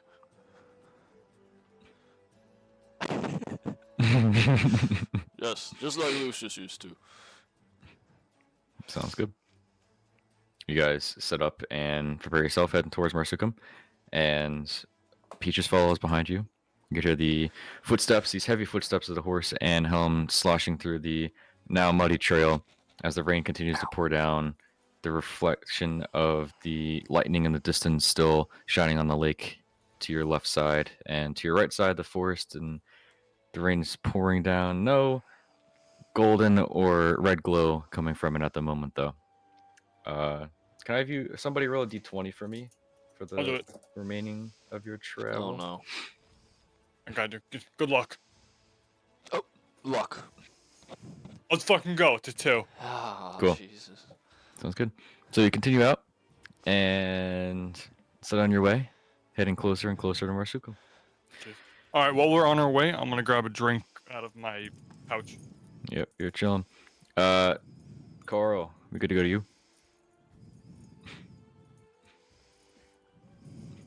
Ooh.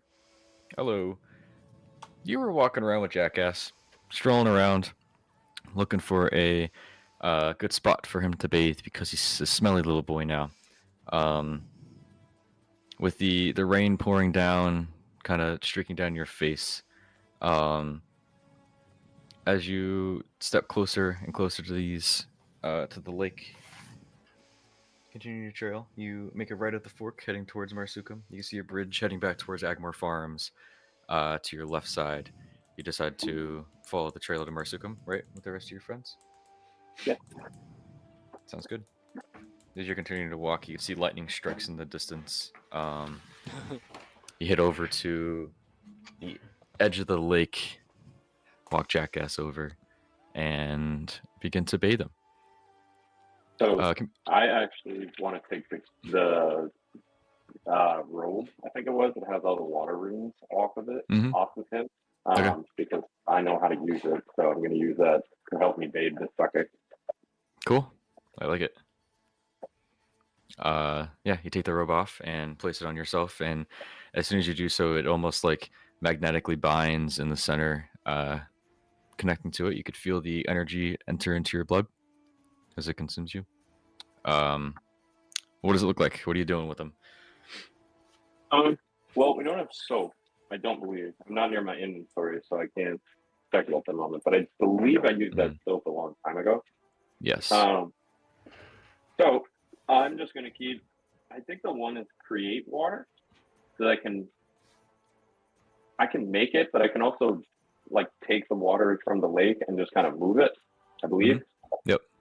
So what I want to do is I want to kind of create like a floating tub of water and just have him suspended in the air so he can't go anywhere. He can't just keep moving on there. Okay, cool. Sounds good. Yeah, you lift him up, and as you do so, he's a little concerned at first.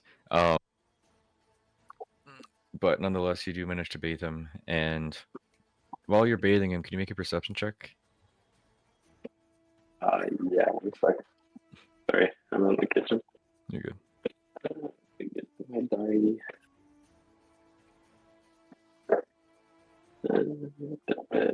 Die. Perception. I don't even know what my perception is off the top of my head. And I'm logged out. Me so sorry. Okay. Perception is +4. Ooh. That is a 13. Cool. Sounds good. So within you making Jackass hover in this giant raindrop of stagnant water that you're holding him in, the rain's falling down and it's working out in your favor, making him pretty clean. Coming from behind you, however, you hear the rumble and grinding of wood on stone of some sort of carriage. How far is this from me? It sounds like with the rain, you take a look and turn around. It's probably like 50 or so feet from you. The horse in the front, it is a you have dark vision, um, and it is a white maned horse, almost pure white. The carriage behind it is a unique shape. It's not squared off. It's more of a like pumpkin shape, almost like a. There's different curves and edges to it as it kind of cuffs up and forms at the top, and it seems to be a smaller carriage getting pulled on the back of it. Okay. Well, can I see the people? Not from this distance. If you'd like to wait until they're a little closer to you, you can. Yeah, that's fine. I'm just kind of continue to do my thing with Jackass and then Sounds good. get till I get Yeah. in range. Sounds good. So you head over and continue to bait the Jackass while keeping an eye on this cart that's approaching you. And after some time, they're like 10, 15 feet from you and are in the process of being slowed down. They pull back on the reins and the horse begins to come to a stop. You can see controlling the horse sat with upon this golden accented bench. You can see a wizard humanoid individual. You can see their long beard. You can see they have pale, wrinkly skin. You can see some minor imperfections on them. Dark blue, almost black robe with different like golden accents and swirls going throughout them. You see a golden chain link necklace with the small red stones hanging from the base of it into some sort of unique design that you aren't too familiar with, not being a wizard yourself. You see a golden staff with a dark enchanted stone grip with dim red colored band spiraling up the way towards a larger gem on the top of it set next to him. You're familiar with them as Orvius, and this is Orvius's Wandering Tavern. As he continues to pull up, he comes to a stop right along the side of you guys, and his attention is staring at Jackass before he turns down to look at you. As Jackass is still like just hovering there in this puddle of water that you're holding your hands out, creating a nice pool for him. Here's a clipboard. Picking back up with you, Carl. As you're stood there on the side of the embankment with the lake behind you, Jackass floating in this some sort of floating giant raindrop as the rain's washing down on top of him. He's getting a good bathe. You turn and look, and you see Orvius's Wandering Tavern approaching with Orvius on the front half, manning the reins. You can see his Pegasus in the front. These white hair, white maned horse. The hoof prints are non-existent in the ground below.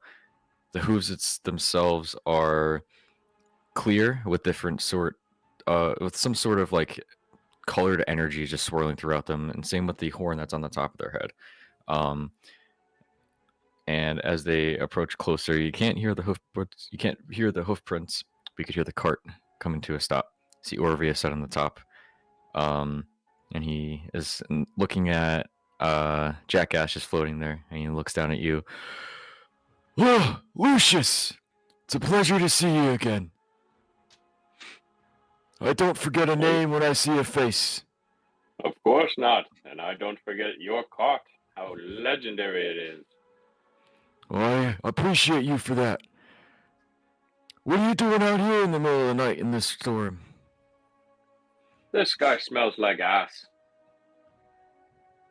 Looks over at the donkey. Well, I see what you did there. Could respect it. Well, You you needed a bath. what do you say you hop on and I could give you a ride? Where are you heading? It starts with an M. I can't remember the name, but we're on our way. But that would be great. I'd appreciate it. Well, we're heading to the kingdom at this moment. I could drop you off at the junction to Marsucem. I'm assuming that's the end town. That's it. You are a blessing. Of course. I will get down this ass and we shall go. Sounds good. I'll strap him to the front just like last time. And Orpheus hops off the cart, putting the reins back down. And as you let Jackass down, Orpheus goes over to the side of him, and Jackass seems excited to see him. He starts to wag a little bit. His tail goes back and forth. He lets out a big old ee-haw, and he's strapped to the front of the chariot. Help yourself inside. You know what to do. Of course. And we get to air dry him, which is great. Yeah, it's just what I need in this rain. Of course. We'll rain air dry him, you know. Alright. Sorry about that. You good? You took like 30 slashing damage. Yeah. Yeah. Orpheus came over and slapped you. And I did a cut, so you don't have to. You know where to start editing. Cause look at this. Nice. So you'll see when we started it. Anyway, yes, Carl. You head over. You're heading in. Yeah. Cool. Sounds good. It's been a while, so you can see on the side of Orpheus's wandering tavern. There's a small carriage with a golden bench on the front of it where Orpheus sat. You can see another even smaller carriage fixed to the backside of it. This one's square in shape. This main carriage looks unique. It sits grandly between two sets of large wheels. It has a glossy red color, and there's hints of golden hardware and fixtures. And as the rain kind of streaks down, you can see different light refractions and coloration, color changes because of it. And the roof is complex. It's a dome shape. It seems to be thick wood planks used as shingles. There's golden brackets holding it in place. And you can see sitting proud in the center of the roof is a sign that says The Wandering Tavern. On the side of the cart, there's a set of double doors, which as you go to the front of them, Carl, they open for you. And beneath them is a set of golden stairs that open from the bottom of it. You step on them. The whole carriage kind of shakes with it. It doesn't seem like there's any weight to this carriage whatsoever except for the frame of it. And as the doors open, it is dark inside. It's familiar to you. You've been in here before with these companions. The carriage on the back is a smaller box carriage. On the back, it says fragile in red lettering that kind of shimmer in the rain that's falling through. As the lightning flickers on the other side of the lake, you step on inside of Orpheus's Wandering Tavern. The door shut behind you, and you're left in this dark room with a curtained wall in front of you. You peek on through, and you see inside is a bustling tavern that seems to be a lot larger than the size of the cart itself. Multiplies the inside by tenfold as you step through. You can see in the back is Orpheus manning the bar. You can see walking around is Orpheus tending these tavern goers. And stood in front of you at this kiosk is Orpheus, who's ready to show you to your seat if you'd be ready to. He's just sitting there, proud, kind of gives you a nod, and just whatever you'd like to do. Chilling in the tavern. Yeah, just grab a drink. Cool, sounds good. He escorts you to the bar, and Orpheus sat you down, and then there's Orpheus behind the bar. Lucius, are we looking for anything in particular today, or your usual? Just the usual. All right, let me prepare that for you. And he prepares your. What's your usual? What do you usually get here? I know it was like that fish drink a long time ago. It was like we all got the cheapest one. Yeah. And I forget. I think it was like 5 bronze or 2 bronze, something like that. Whatever that one is. It tastes horrible, but that's the usual. So I'm just accustomed to it. Okay, sounds good. He pulls out a mug from the below the bar and pours you some ale. Um, and it reeks as soon as he pours it in. You can smell the rotting fish just emerging from it. Um, Nonetheless, he slides it over. That's 5 copper for you.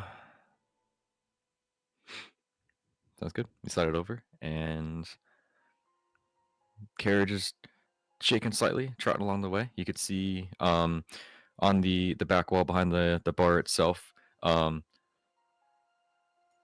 Excuse me. On the back wall behind the bar itself, you could see from, and it says Corvo Hills, and to, and you could say on the sign below it says Kingdom.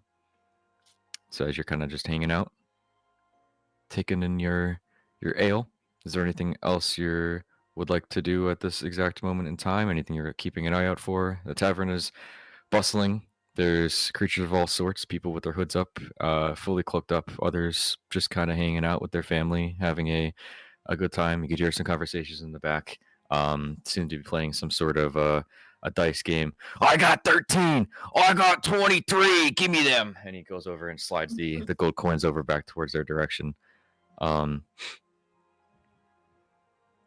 Yeah, the Wandering No, Taverns waits on you.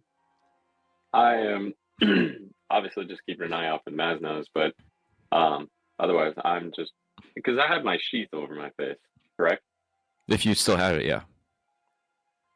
I don't have the mask active. I know that, but I Yeah. have the You did take it off last session. the sheath. Yeah, because you left when you left Berkeley, you took it off because you felt comfortable too. So you would have had time to put it back on if you'd like to when you entered into the tavern, but Orvius saw your face. But Orvius doesn't seem to care who you are. And it just doesn't matter then. I'll probably just hang out and just be around. Okay, that's up to you.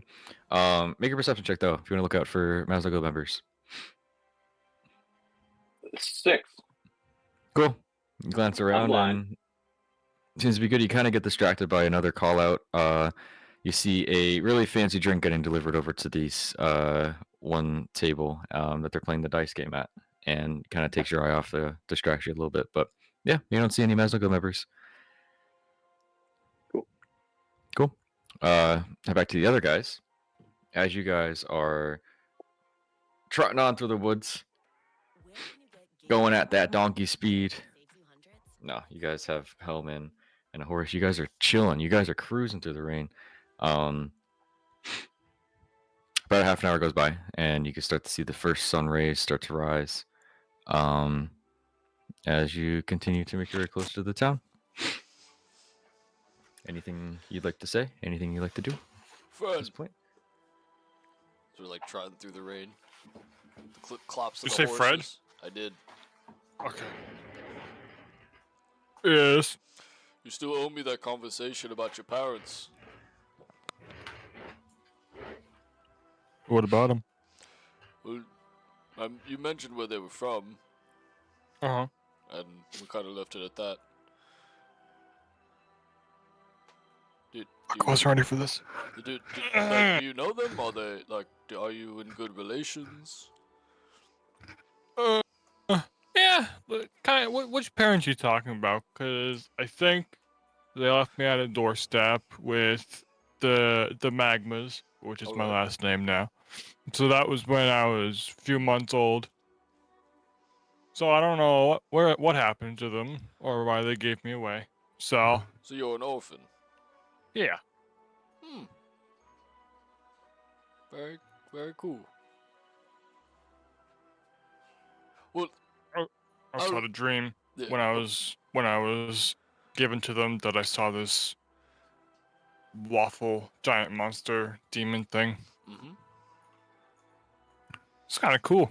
So that made you want to pursue your waffle making? Ever since then, I've loved waffles. So you saw like a terrible thing and you made it into a great thing. Yeah, Oh, there's a beauty to that. pretty much. There's a cat neck deep in my cup right now. Can't see it, but he's going to town.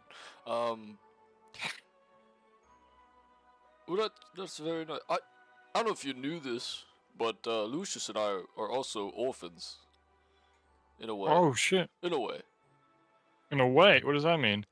Well, we grew up with our dad, but then at one point we had to go somewhere else, and um, that was the house of Vivaldi, and we were there for a very long time as kids, and we grew up there. Um, we weren't left at a doorstep, but so we were old enough to walk there ourselves, ran there more like, but um, I understand, and it's nice to know you come from a similar background. That's nice. Yeah. So you don't know your real parents? No. What about your orphan parents? Where are they? Are they back in that area? Back in Alright. Jacksonburg. Drexenberg, okay. And Drexenberg, where is that? No, north. Alright. Good answer. Hold Maybe on, northeast. I'm sorry, I'm gonna send you guys a picture of this. Hold Oh on. jeez. Let me put this face back in there. I'm gonna take a picture. Oh boy. What are you doing? Stop. It's like ripping up the thing. Well, that's my conversation. I appreciate you sharing. No problem. Hopefully, I get to meet your parents someday. That'd be nice. Yeah, I would very much like that. And now, someone I'm still confused about because she doesn't even remember where she's from is that one over there, and I'm gonna point over to Peaches on the horse clip clopping. Really? Yeah, What? She doesn't remember. What? Why are you anything. pointing at me? You're ugly. See, you gotta stay cool. Yeah. Super ugly. I'm gonna You just are, trotting. yes, you are close enough to pick up bits and pieces of the conversation. I mean, on the back of the horse and with the rain Yeah. falling down, it's a little choppy, but Mm. you still managed to hear most of the conversation that's going on. It's like a unread book or unwritten book right now, and she's still trying to, write her own story. But all right, thank you. No problem. And also, you're holding onto my waist a little tight. Oh, sorry. Yeah. Thank you. Slowly inches up.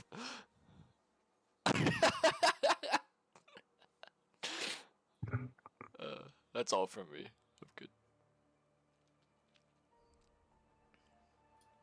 Okay, sounds good. You continue to ride in the early morning hours, pushing on through the night, feeling exhausted, beaten and worn, and completely drenched, whether that be in blood or the rain that's pouring down from the gods above through this thick, dense fog layer high in the sky. Nonetheless, the rain begins to subside.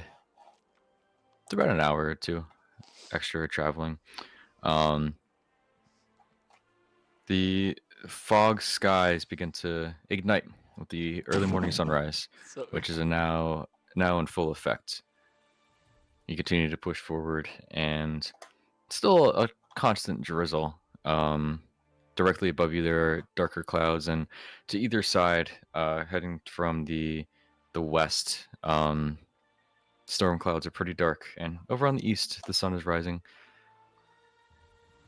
Seems to be a nice, cool, early morning here on Gragabore.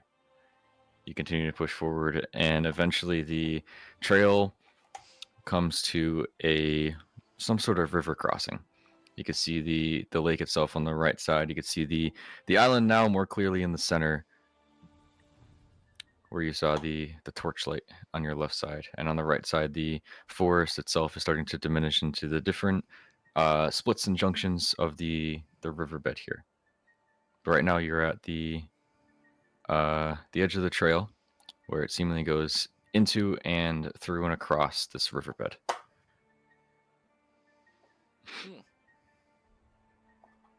You just keep pushing forward. Try to take it a little more cautiously. Now we should, but knowing us, We won't. the less cautious, the better. Yeah. Peaches. Well, I mean, we're on large animals. We could probably walk through the river, right? Yeah. I know Humcat. I don't know about your weak horse. What? Well, You Raisha. take that back right now. Helm's holding 3 times the weight. I didn't ask for your sass. I know we're tired and worn and hurt, but you don't have to take it out on my horse. Oh, it's not sass. It's just the truth. All right. Giddy up, and I'm gonna like move the reins on my little cute pony and just have her go through the river just to prove a point. Sounds good. Falls over. You slow your trot down. You slow your trot down to a stroll, and eventually do a stop and have this conversation. And as you continue to, as you press to continue to move forward, yep, there's a thunk. A little bit of distant thunder rumbles. No, you pull your reins up on the pony, and they kind of look over at you, Orion. And if a pony could give you a dirty look, it did. As Peaches moves through into the river, can I have a dexterity check made from the horse? Ooh. And if you follow with Helm, can I also have a dexterity check from you? Yeah, I'll be Now that you're following. walking, it'll be a lower DC. Okay. But as you step in the river's flowing at a decent pace. Shit. And as you continue to walk through, the water itself goes up to the belly of both Helm and the pony in which you're riding. A little challenging.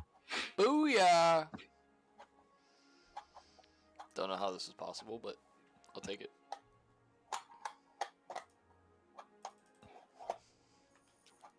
What'd you get, Aiden? I got a natural 20. Cool. For a total of 22. Cool. Suck on Sounds that, horse!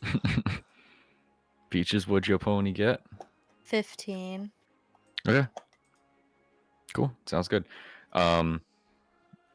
As the pony steps through, it kind of sinks down slightly within the riverbed below, and it slows the pony down a little bit. And Orion and Fred, you guys, and Helm, she kind of pushes through and surpasses the pony.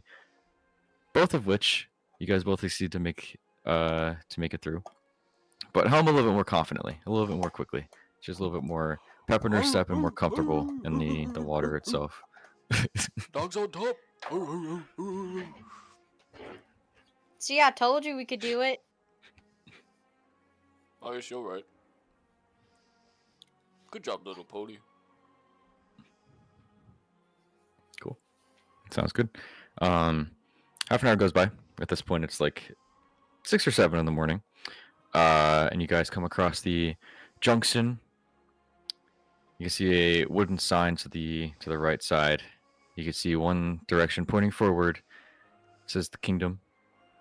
And then to the left, you could see a sign that says Marsucem. Yes. As well as starting to see, now that the rain clouds are starting to clear and the sun has come up, you can see towering mountains. Some peaks are towering through the fog.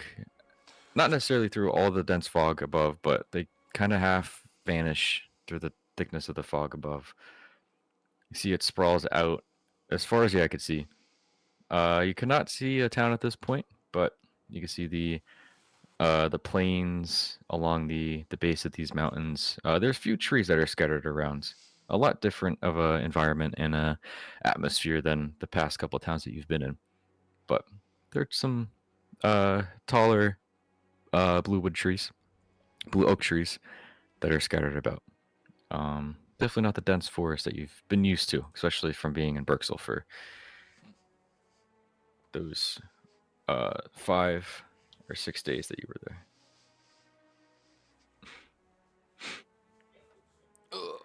Oh, look. We have a sign. Get it? It's a sign.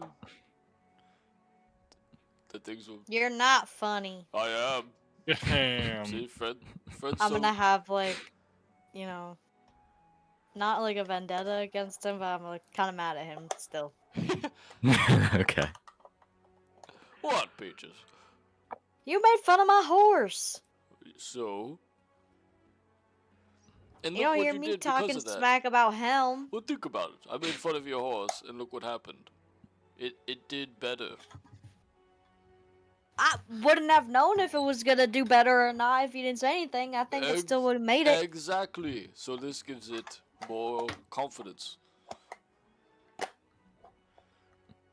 I can't wait till we get off of these and I can.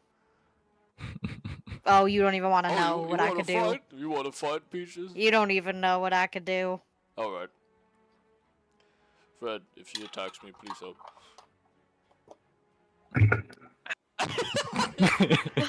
Fred hurts himself. I imagine that for real. I'm not worried about that guy and his waffles. All right. I think we've made good time. And I'd like to not walk. I don't know how close this place is, but I'm gonna, if you don't mind, Fred, I'm going to let Helm walk by herself now. All right. Because if she's not allowed, you know, near the limits, I don't want her to have to worry about it. I'm gonna keep her understand. around until we get there, but then, you know, we'll see. Give her some rest. I'm gonna stay on my pony. Alright. Sound good. You guys, all three of you guys take a point of exhaustion. Damn it. And can I also have a perception check from all of you guys with disadvantage because you're all exhausted? What's a point I of don't even need to roll exhaustion? again. Just like -1 damage or something? Nope. Mark it on your character sheet. Dude, I Where opened do up you right get to the that? page. That's kind of crazy. I just want to see. Where's that? In conditions, Yep. next to defenses, next to armor class. Oh my gosh. initiative, 4th level is next to your health. insane. Yep. 5th level's insane. 6th is What? just death. Yep. Health. Temp? Is it temp? Right below temporary conditions. Oh. Exhaustion. Oh well, I don't have that. No, I'm kidding. It's right here. Okay. Got it. Level 1. Yep. That's from not sleeping. That's okay. So, can I have perception checks from all you guys? Yep. Yeah. I got an 8. With the disadvantage? No. Probably still an 8. 6. Oh. Cool. There's a disadvantage with exhaustion. Yep. How does that work? What? Do I just roll it again? Yep, roll twice and take the lower number. Come on, dude. You've been playing for over a year now. You know what disadvantage is. I'm exhausted, man. Wow, he got you. But you know what? We're exhausted. Yes, sir. Yes, Still sir. standing. I got a 'Cause I- 15. Couldn't play it last time because someone Really yelled good. at me. Damn. Is that with disadvantage? Yeah. Okay, sounds good. That's good. Orion and Peaches, you... Yeah, I rolled a 1, so. Yep. I figured with your reaction. You're glancing around and becoming familiar with the path in which you're on, and the exhaustion starts to kick in. And as it does so, you just feel groggy. You feel like you haven't slept in a day and got attacked by gold creatures. Fred, you feel the same, but right before that exhaustion really takes over your body, you turn and look down the path, and you could barely see about... This path is fairly flat. You can see a couple 100 feet down the trail from you and the direction you just came from. A red glint from the shine of the sun that's piercing through this fog layer above. Okay. You guys see that? No, Huh? see what? Where? The shiny thingy? I'm gonna point towards it. No, Yeah, I Fred don't points see towards it. You anything. guys don't see anything. No. Oh, I see it, and I have pretty good eyes, and I think we should go towards it. What is it? What It's do a you shiny see? thingy. In the air. A shiny thingy like the things that we just fought? No, it's just shiny.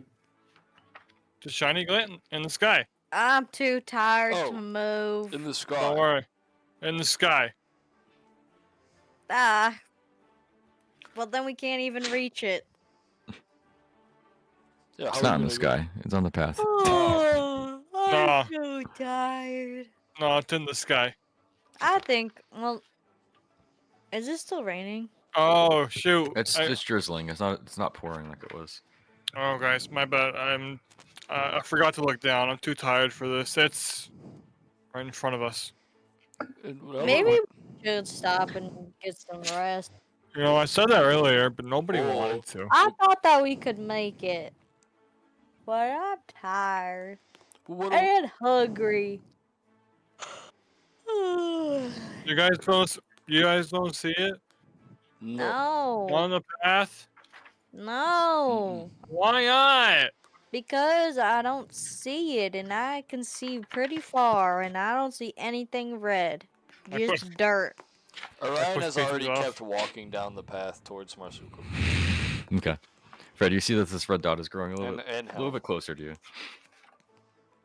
The Still what? a couple. The dot that you see, the glowing, like the Ah. the red sheen, is slowly getting closer. It's a couple hundred feet away still. Peaches, you don't see it? No, I don't see it still. I push her over. I'm on the horse. I know. I push you over. You try to push it over, and Oh, just doesn't move. I'm gonna give him a swift kick. Not too hard. But just enough to tell him to buzz off. Sounds good. Fred, no. get away. I'm No. tired of you. I'm tired No. of you. I'm tired of Orion. I'm just tired. No, I'm just tired. Hi, tired. I'm Peaches. I'm walking away now. I'm gonna go towards the thing. I'm going Okay. towards the red light. Sounds good. I'm gonna stop my pony. And I'm just gonna watch him. See, I'm going towards it. You don't see it? No, I don't see it. Use I'm your stopping eyeballs. right here.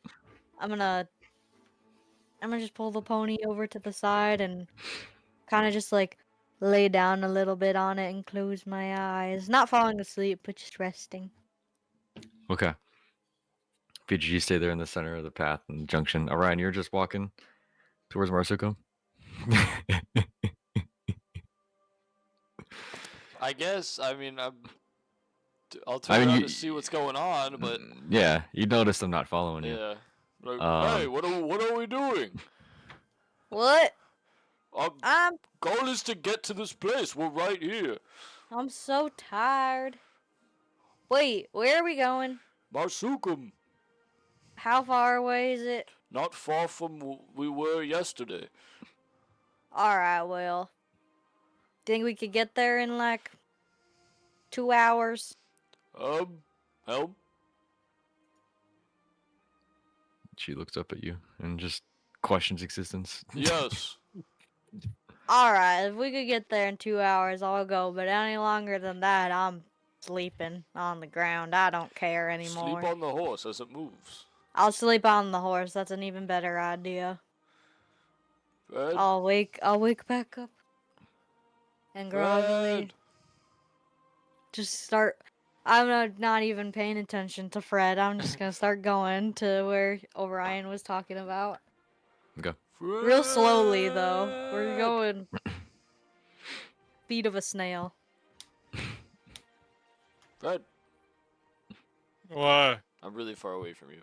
Fred. What are you doing?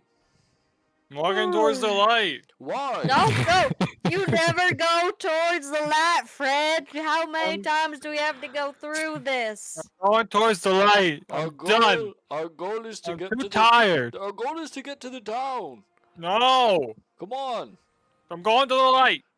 Orion, let's just stay here and see what happens. And if something bad happens, we can go in. And then if nothing bad happens, we'll wait for him to come back. Let's supervise him because we know his track record. I'm gonna supervise him from a distance. Fine. Okay. Yeah. Fred, you just start walking towards this red dot. Yeah. Cool. Hope It you seems to get- be Yeah, I hope you get struck by lightning again. growing a little bit closer as you just sit there and wait. Carl, you here? Yes. Sounds good. You are chilling at the bar, doing your thing, keep an eye out for whatever's going on. And about an hour go by. You're just chilling, drinking your ale. You finish up, get another round or two. It's up to you. Kind of just hanging out, and the seat to your right is open. After some time, an individual all cloaked up heads over and sits next to you. Cloak going up on a tomb. They don't look at you. They just have their cloak up and are facing forward at the bar. They have a darker brown cloak. And as you're looking them up and down, you can see they have a pair of like a black leather-like pants, like a half jean-like material. And their boots, they have an MZG that seems to be on them. Bom, bom, That's not good. You clock this. They're just sitting there at the moment.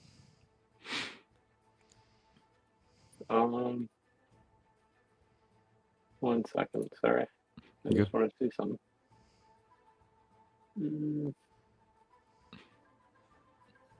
Let's see. Where do I know I can speak another language. You find that on the left side of your character sheet. Oh, okay. Underneath, like, with the armor, weapons, and Yeah. tools on that side. Yeah. Do I know what language the Masno Guild speaks? It's this island and the Masno Guild alike are very diverse in the different languages. So, I mean, if you're working with elves, then they're going to speak Elvish. If you're working with orcs, then they'll speak Orcish. Okay. A common, like, I mean, thieves can't, which is kind of just like slang terms and stuff. That's like the only thing that's common and that everybody has knowledge. Everybody has knowledge of for the Masno Guild. Okay. And then abyssal, what would that be considered? Abyssal, that's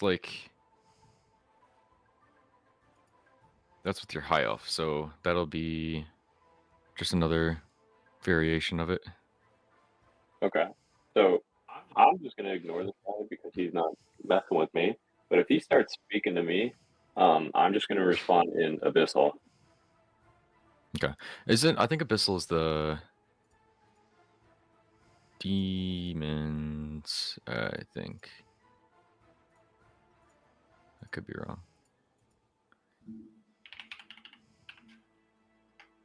Yeah, a chaotic evil language spoken by demons from the abyss. Yeah. So that would definitely be less commonly used. So, okay. Okay. Yeah. So if he starts speaking to me, I'm gonna be speaking in abyssal. Cool. Sounds good. Fred, you see this red dot start to grow closer and closer as you step closer to it. Where are you walking? On the center of the path? Just walking towards it? Yes. Cool. Carl, after some time, this individual pulls out a piece of paper and places your bounty picture on their bar in front of him and slides it over to you. They stand up from their seat and look over into your direction. Their mask is covering their face. It is fully cloaked up. They take out a dagger and stick the dagger into the picture onto the bar top. You could see them look you up and down and walk back to their seat and sit down with other members of Masno Guild. Oh. Okay. So my back is to them now, correct? It can be, unless you followed him, unless you watched him walk away. Not really. Okay. Then yeah, your back is to them. Okay. Is my mask in my bag or is it on my face and it just needs to be activated? It would be in your bag. You took it off before. Right. Okay. Let's see what these nice individuals have to say. I mean, what could they want? Okay. I'll go over. I'll go talk. Okay. Sounds good. You head over and sit down with the Masno Guild individuals. They're all cloaked up. They all have their masks on. The one has their mask half pulled up and is drinking a pint of ale, and they set it down as you walk over. You just kind of casually walk over, showing your face, no hood up. No, I still have the sheath on. Okay. Sounds good. Yeah, you walk over and you take a seat. They put the ale down. Look what the owlbear coughed up. He puts down his mask. I think you know why you're drawing our interest. Is it because I'm a well-known hitman? I could assume it's because of, yeah, it's because you're a well-known hitman. We're gonna need you for a job, and the rest of them start to like bust out in laughter. They're dancing around. That's great. I've been using a mask this whole time to make myself look like this Kara individual that you have so kindly stabbed the picture of in front of me to gain the attraction of you Masno Guild members. Make a deception check. Come Straight roll. on. I'm thinking on my toes. That's a natural. Whoop, whoop. Okay, cool. Sounds good. For a total of what? Deception. I don't know deception off the top of my head. 22. Okay. I'm pissed. I also have advantage on that too, so if I fuck that up, I get to go again. I pissed. I agree too. Well, you only have advantage with the mask active, but not that that matters. Cool. Sounds good. Why are you pissed, Peaches? What? Because, not to take away from the game, but I just checked my bank account, right? Because I check it every day, and I got a $5 service charge on my second checking account because they initiated something where you have to have a minimum balance of $100 in it, but it wasn't like that for the 5 years I've had the fucking account. And now all of a sudden I'm losing $5 because they changed the rules for the new year and I didn't realize. Aiden, don't cut any of that. Keep that all in the video. It will. Yeah, it'll... I'll put funny music over it, but it'll stay in. Gonna have like a rap music, and then Yeah. like have her voice just start booming. Just punch So in on annoying. Brianna's face with just That the just music playing. it literally, there was no minimum balance in the account. You had to like have a penny in there and it would have been fine. And that's the account that I used to transfer from my normal checking account where my direct deposit goes in to an interest-bearing savings account. So that's like my middleman account. Because I'll put money in there and not touch it, and then once it reaches a certain amount, it'll transfer over. And now apparently I gotta keep at least $100 in there, even though I would like get it down to a penny. And now I have to deposit $5 in there because I fucking got charged. I'm switching banks. This is ridiculous. I'm kidding. Peaches Okay. takes a stress point. Another point. Second level exhaustion. Yep. Cool. I'm sorry, Sounds good. continue. You're good. Fred, the. Oh, wait. Gotta do the click. All right. We're back. Um, Fred, the red dot is growing larger and larger and brighter as you step closer to it. It seems to be moving closer towards you than you are to it.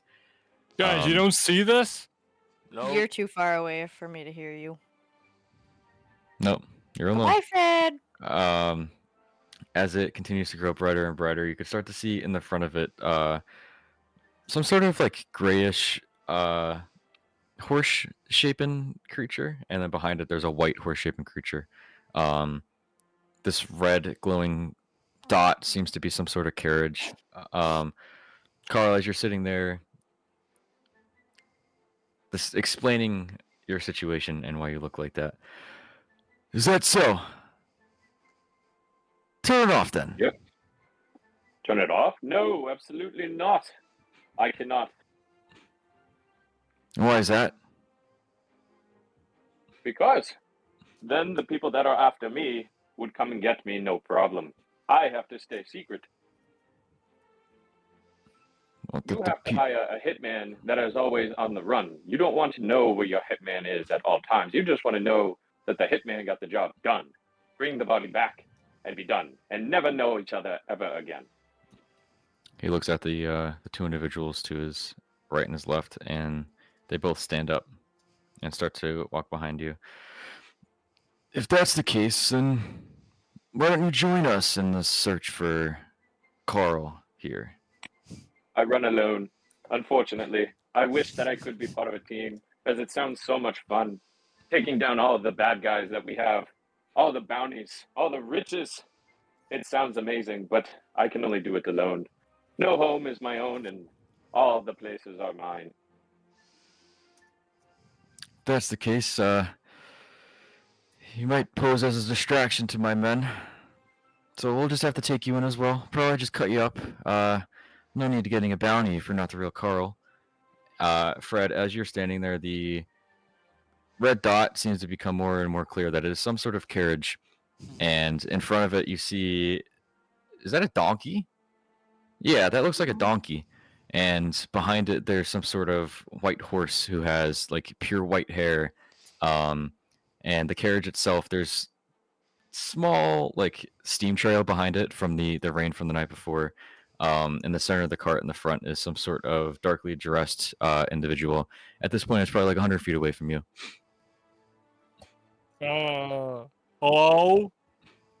You call out, and it continues to move, and it gains an extra 10 feet. At this point, it's like 80, 90 feet from you. Carl, as you're standing there, you could feel the grasp of two individuals grab either side of your hands, and not in like a threatening way, but like a you're coming with us kind of way. Whoa, you have such nice soft hands. What lotion do you use? Oh, wait do you see what they could do to your face? And he pulls out a dagger and holds it towards your face. Other individuals in the bar are starting to look around and starting to be aware of the situation. Fred, the carriage is growing closer and closer to you. At this point, it's like 50 feet from you, and you're right in the center of the path. Whoa! You start to wave out, and you see the individual in the front of the carriage. You hear out a "whoa!" and you see the reins lift up. You see the donkey in the front. Man, that looks like Jackass. What's he doing there? Behind him, you can see the Pegasus horse-shaped creature, familiar to you as the one that pulls Orpheus's Wandering Tavern. You can see in the center of this carriage, in the front of it, you see Orpheus holding out the reins and a little bit freaked out that he's getting closer and closer to you. The carriage itself is like 30 feet from you, and you're in the center of the path. Carl, you're in the inside, and with the dagger held to your face, other individuals in this tavern are starting to look your direction, and you're in the process of kind of being trying to be led along inside the chamber of this tavern. Is there anything you'd like to do? Yeah. So I still have my robe on. Yep. I know it's not water, but it's still. Do liquids count in general? You could try it. You don't know. Okay, so I want to take as many liquids as possible and just whip all these guys right in the face. Okay. Sounds good. You looking at the ale and hard liquor on this table where they were sitting. Could you? Yeah, actually, for the fun of it, could you roll with your spellcasting modifier, which you don't have? So roll with your charisma modifier. What's my first modifier? What do you mean? What, like acrobat? No, with charisma. So just look up at the top. You'll see strength, dexterity, constitution, intelligence, wisdom, and charisma. Roll with whatever that Oh, modifier is. roll with whatever modifier is what? The first one? I'm sorry. Charisma. So the CHA. Oh, -1. Good. Dude, I swear to God, another natural 20. What? So Okay. 19. Let's Cool. go. Yeah, nice. So you, with wearing this cloak, you can feel the energy kind of coursing through your body, and it doesn't necessarily work exactly like water would, but there's some sort of water aspect to this liquid. And you manage to just barely grasp and hold on to the elements and this energy flowing through you, and the liquid from the ale from these mugs and glasses start to lift from the table and smash these guys in the face. As they do so, Firmly grasp it. I'm trying to disengage and run out the door. yeah, I get it. You feel the grasp loosen from these Masno Guild members as they are now eyes are burning from the hard liquor and ale that is in them. They let you go and you start to run, and you run right into Orvius. Oh, what's going on here, gentlemen? And you turn and look behind you, and you see 3 other Orviuses surrounding the table. Obvious. There's some not so nice people over there. If you can, they were trying to take me and hurt me. They had a knife to my neck. I was sitting there just minding my own business, and they just decided to put a knife to my throat. Could you handle that while I leave? Yeah, and you see the table next to you. Yeah, it's true. I saw it. He had a knife. That guy. He's pointing at one of the members as they're kind of like rubbing their eyes from the burning sensation that they feel with the liquor. Yeah, that's something I could handle. He like kind of motions you to the side with his hand behind your back and closer towards the door, and steps forward to the table. Gentlemen, what's going on here? And they start to have a conversation as you walk over towards the exit. Fred, this carriage is now 10 feet in front of you, and it's not really slowing down too much. Can I have a dexterity saving throw? Oh shit. Womp womp. 17. Okay. Sounds good. So you see this carriage coming, and you realize it's not stopping as your hands are up.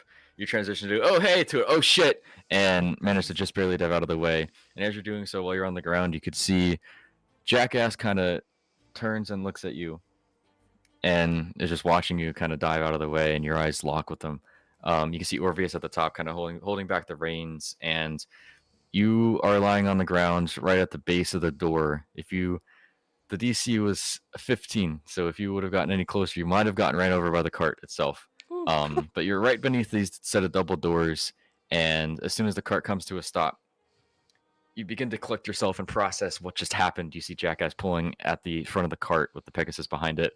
Orpheus starts to get off of the front, and right when you're about to get up, the doors open, and these golden steps extend from the base of the cart, hitting you for 4 bludgeoning damage and knocking you back to the ground.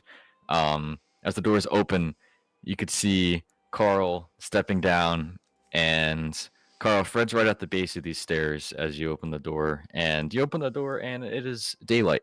It is sunny out.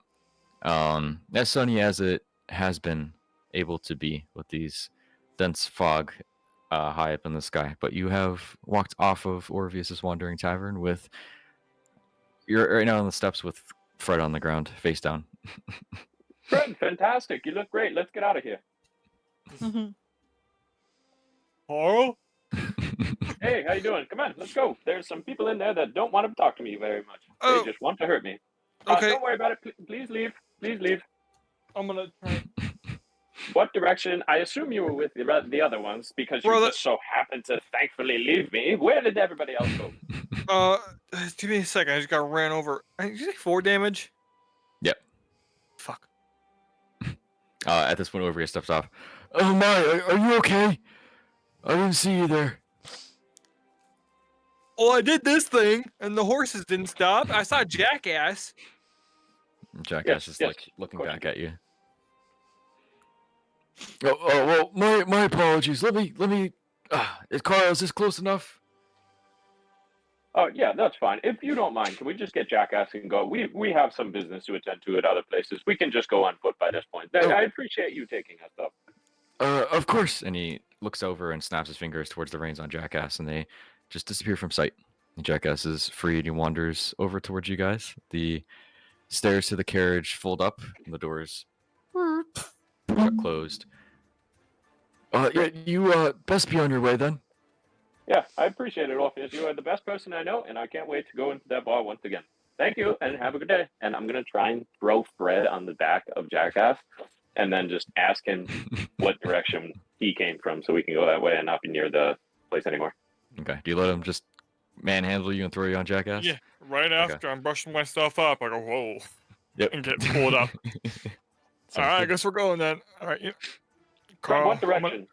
this way. I'm gonna go point back to the way I came from. Beautiful. Let's And go Carl, now.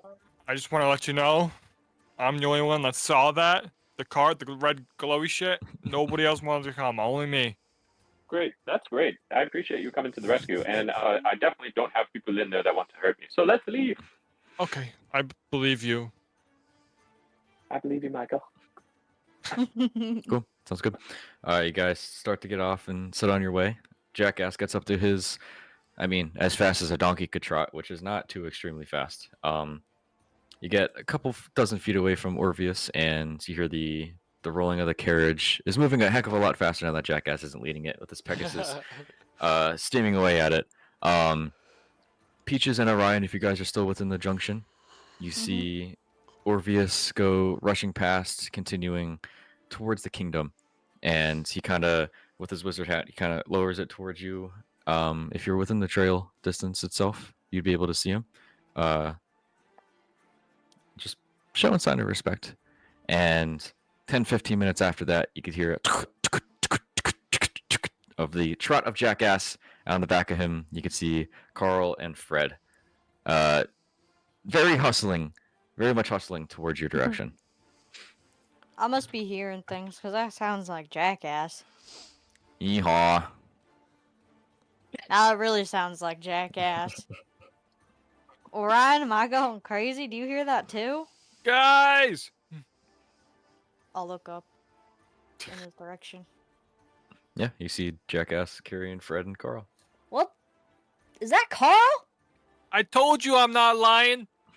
Oh my god! I don't. And this is gonna believe immediately wake me up out of the grogginess I was in. Still feeling exhausted, but a little bit more alert. Okay. Whoa! Oh my god! Orion, it's Carl! They found You're telling Carl! He me found Carl! Fred did something useful. I'll just blast. It looks like There's a It first looks like time for everything. it looks like they're coming up pretty quick. All right. So at this point, the tavern is past. Yep. Yeah, it's way gone now. Yes. Yep.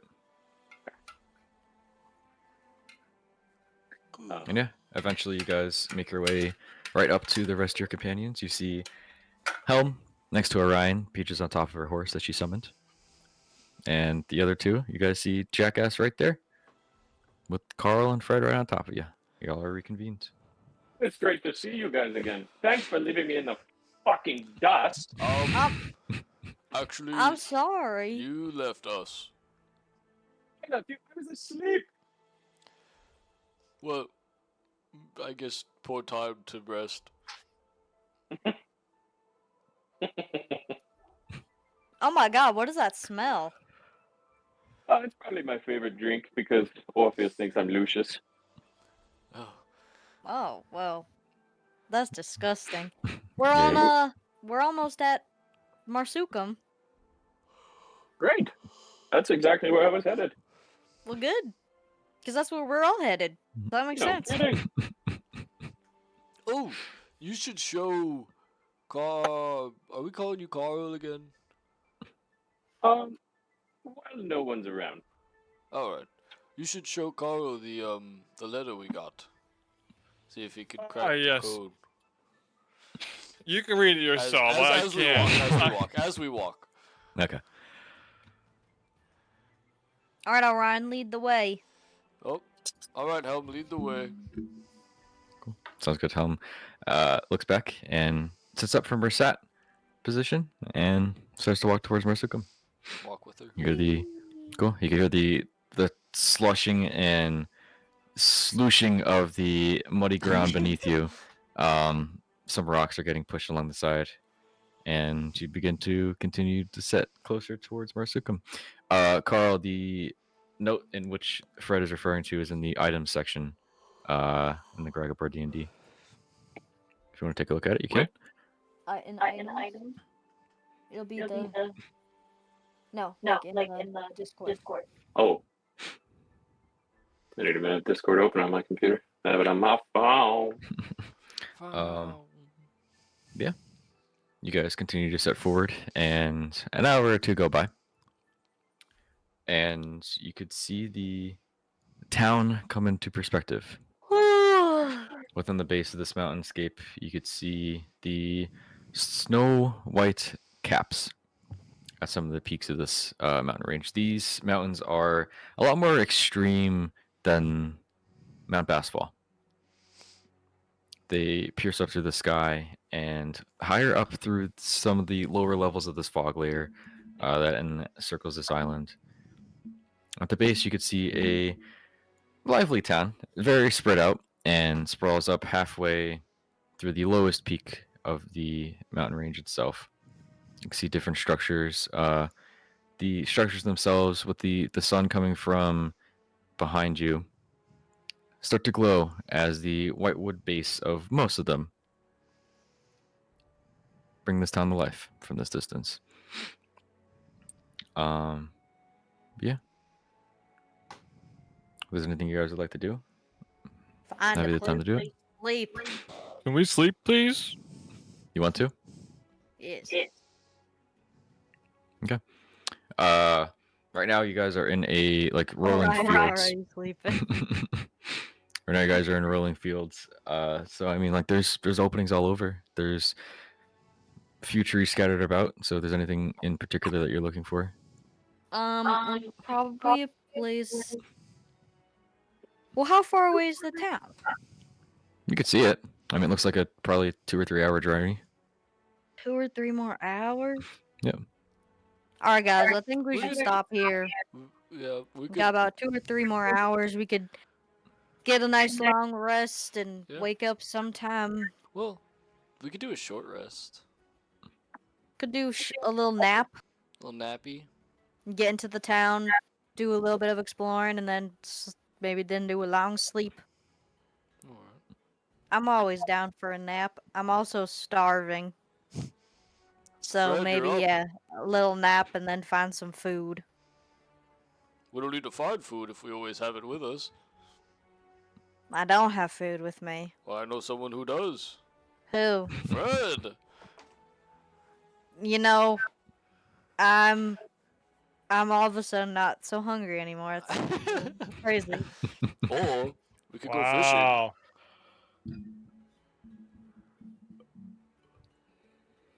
Does anybody know how to fish?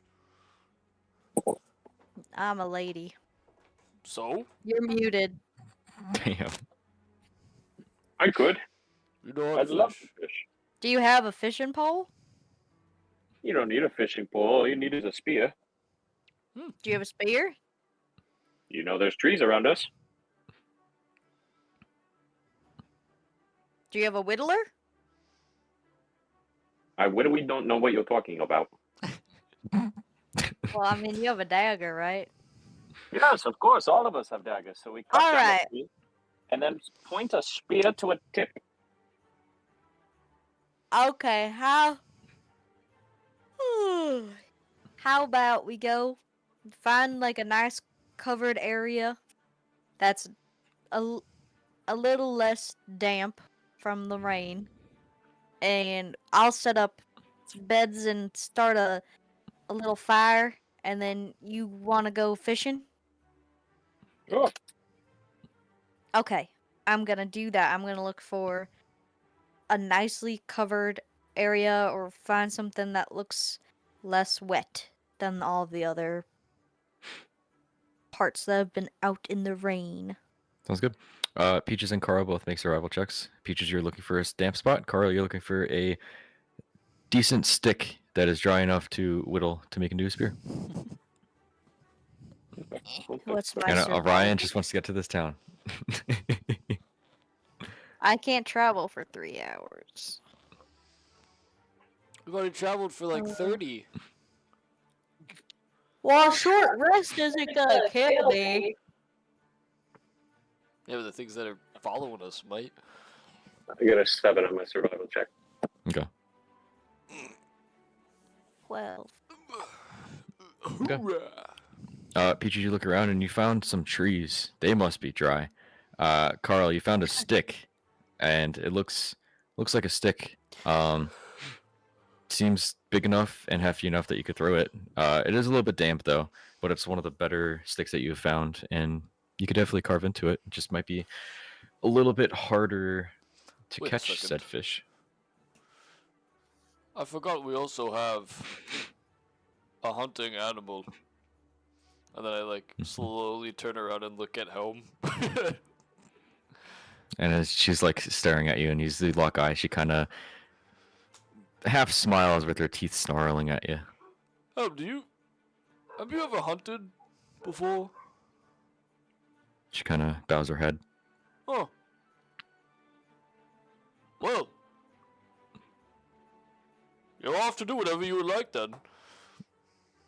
You could see for the first time since you're summoning this animal inhumane nature to her kind of takes over as her eyes glow a little bit. If they were red, they'd be creepy, but Okay. since she is divine, she has this golden glow to her, which embraces that energy, but also gives that little bit of a intimidating, dominant demeanor to her. And she goes out, heading towards the lake.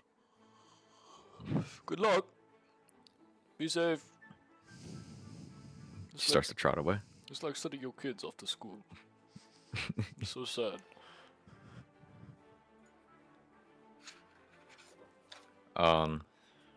Carl, you sit and shave off the edges and make a spear. Looks to be decent enough to use for hunting.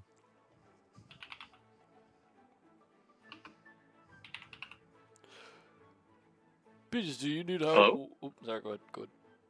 I'm sorry. I thought I was testing to see if I was muted. Go ahead. Peaches, do you need any help with the camp? Well, I mean, now I'm just setting up beds for a short rest. I'm not making it like an inn, you Alright. know? Like wet dreams? No wet dreams. It's wet enough. I don't need that. And I don't need it to be any more wet. Alright. But yeah, if we just want to find like someplace dry, I have a bedroll for myself. I know you don't really have anything, so maybe we can find like big leaves that aren't super wet for you to lay on. Alright. Or try to figure something out. I don't know if you have like your cloak still. Maybe you can lay down. Alright.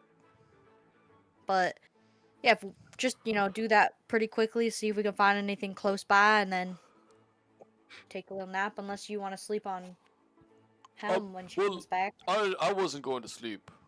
I was just going to, lay down, Okay. hang out, I guess. Okay. Yeah. I'm gonna take out my bedroll, set it up, and then try to Cool. look around for like dry leaves, and then take the cloak that I was wearing and like set that up so he'll have like something dry to sit on. Sounds good. No leaves around you are dry. This rainstorm that came through is drenching, but their cloak on the inside is definitely dry enough. Aron, could you roll a d20 and add Helm's proficiency bonus?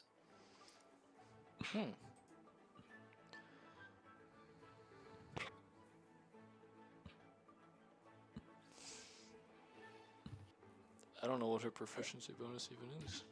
Do you want me to just use For- mine? Or No, for hers, +2? Maybe? Oh, the proficiency is like. Oh, it's 2. Yeah. So 2. Okay. 9.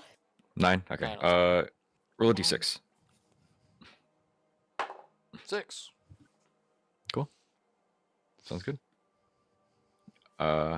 Yeah, you set up Peaches and you finish setting up the camp, making it dry enough to at least be livable for a few hours while you take it easy and recover from this uniquely daring, soakingly wet, lightning-filled journey. um, and about half an hour go by, halfway through your short rest, and Helm comes back with a mouthful of something.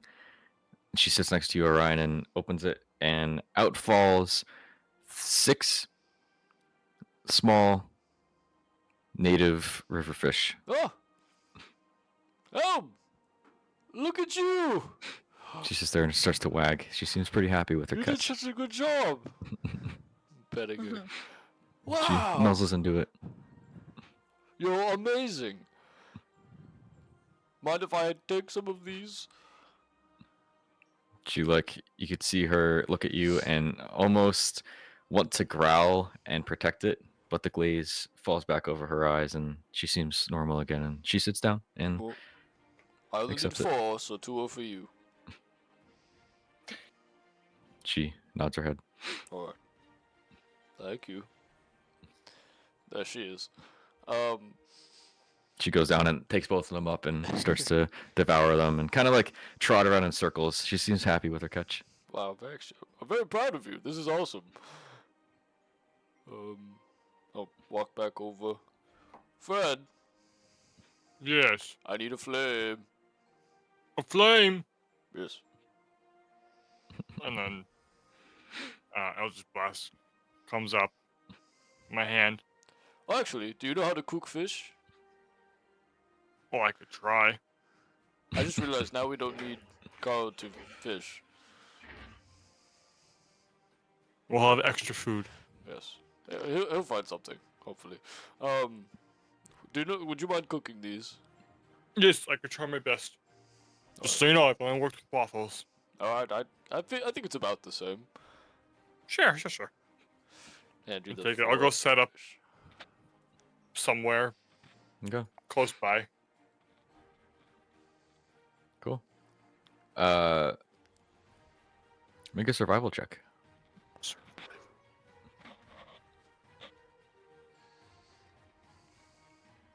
11. You sit up and your normal cooking regime with waffles, and it seems to half work. The fish are definitely cooked. Some are a little bit more charred than cooked, but nonetheless, you didn't explode into a fiery fish fire, and they're decent at best. Oh, how did you know I like my fish extra crispy? I'm gonna take one of the more burnt ones. Sounds good. You take it, and it seems to have some sort of coating over it. Take a bite, and it crunch down. Nom, My nom, mouth is nom. watering. This is weird. Oh, thank you, Fred. You're welcome. Cut mine I know in how half. they are. I'm gonna cut mine. Delicious. I guess pull mine in half. I don't really have utensils or anything. And Okay. I'm gonna give one half to Helm. Just toss it over Okay. in front of You her. toss it over, and she, lets it hit the ground and takes a bite. The fish is definitely dry. It doesn't. Yeah. It falls apart because of how dry it is. But it's edible. It's not burnt. Too bad. Nice. You did an alright job. I've Is it had good? worse. I mean, it's better than Lucius. Bit dry though. Well, I did say it was my first time trying it. I get it. Actually, Fred, now that we're sitting here and picking apart the fish and eating, I wanted to go over possibly some fighting tactics for you. I feel like you constantly get put in a bad spot, and I feel like you're more of a remember the time at the theater. Mhm. Like you have your close quarters fighters, Peaches, myself, Mhm. Carl, and then we had our long range, which was Z and you. Sadly we lost Z, but I think we need to work on keeping you ranged. I was wondering if you had any ideas, or maybe like some tactics about getting away from people, or I don't know. Hmm. See, I think that's where the problem is. Sometimes I just get surrounded, and I don't know what to do. Have you tried like falling back and like dodging as you go? Yeah. Yeah, but if I try that, somebody will hit me, and that'll bring me closer to death. All right. Well, I get another for protecting you. Well, maybe I could try that then. Yes, I don't know. you could. I You mean, know. look at me now. Yes, I understand. I understand. I'm just saying you could maybe disengage and possibly get back a few feet, and then. So do you have any other abilities? I know you have your daggers. I know you have your pew pew A pew stuff. pew. Yes. Yes, I can encase somebody in ice. Like a friend or a foe? A foe. All right. Instantaneous. Work to this best damage. That does a little bit of damage to All right. them. I don't think it stops them from moving or anything, but Alright. it does damage them. Do you have any mobility stuff? I do not. All right. We should learn. Definitely should. Oh, maybe I can fly. Yep, jump high enough. Yep. Oh, maybe I'm not that Waffle strong. wings. Yes, yes. I was thinking. I think with the combined strength of Peaches and myself, we could possibly throw you. Oh. Like if we're ever in a pickle, we could work together and throw you somewhere. Or again, you could Maybe- use me as a step ladder if you need to get somewhere. I could like put my shield up and you could hop up and. Now you're thinking like Captain America. Well, who? I'm not him. Oh, well. You seem like him. Thanks. He's a cool guy. Oh. Well, He's strong. yep, He has a shield. yep. Yep. Real quick, Orion. You mentioned your shield again. The warmth seems to have returned Huh. as the rain has diminished. Nice. Oop. Good feeling. It's like a nice hug. But yeah, let us pray.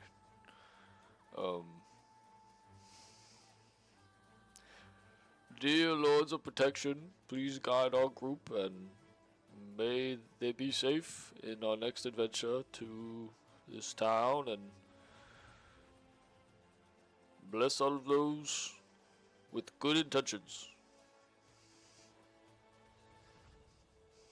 And you can open your eyes now, Fred. Oh, sorry, what? Yeah. And you're fine. We'll work on the fighting. It'd be good to practice. Yes. When we're not so tired. Yes. Alright.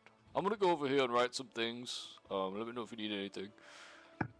Alright. Yeah, I'm gonna go try and take a nap. Alright. I'll sit next to Helm. Prop Okay, up against sounds her. good. Start writing. Okay. Helma's all curled up and is sleeping after the hearty meal that she just had. Peach is in her bedroll, as she stated in behind the scenes. Freddy, go take a nap. Orion, you sit down and start writing. Pull out your piece of paper and your quill. Get some ink. Start taking some notes.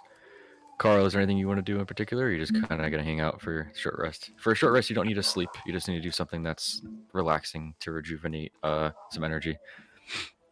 No, I'm just probably gonna meditate and probably just sit down. Cool. Sounds good. With that, the couple 30 minutes to a few hours go by, and you all succeed a short rest. You three are still exhausted until a long rest. Yep. Which means you have disadvantage on all skill checks. Whoop. Now it I says just. I have to roll, right? For what? It says Dude, we gotta start taking more short rests, because the amount of HP you get back is fucking insane. Yep. Oh, Yeah, I'm it says getting it. automatically apply healing with dice result, and it says 1d10 plus 2. You could use as many of the D10 as I'm you want using though. fucking That's two. just that's just how many you could do it, and there is a certain amount of short rest you could take. Oh throughout the wait, day. what do we do to get health back? 7. Roll the dice.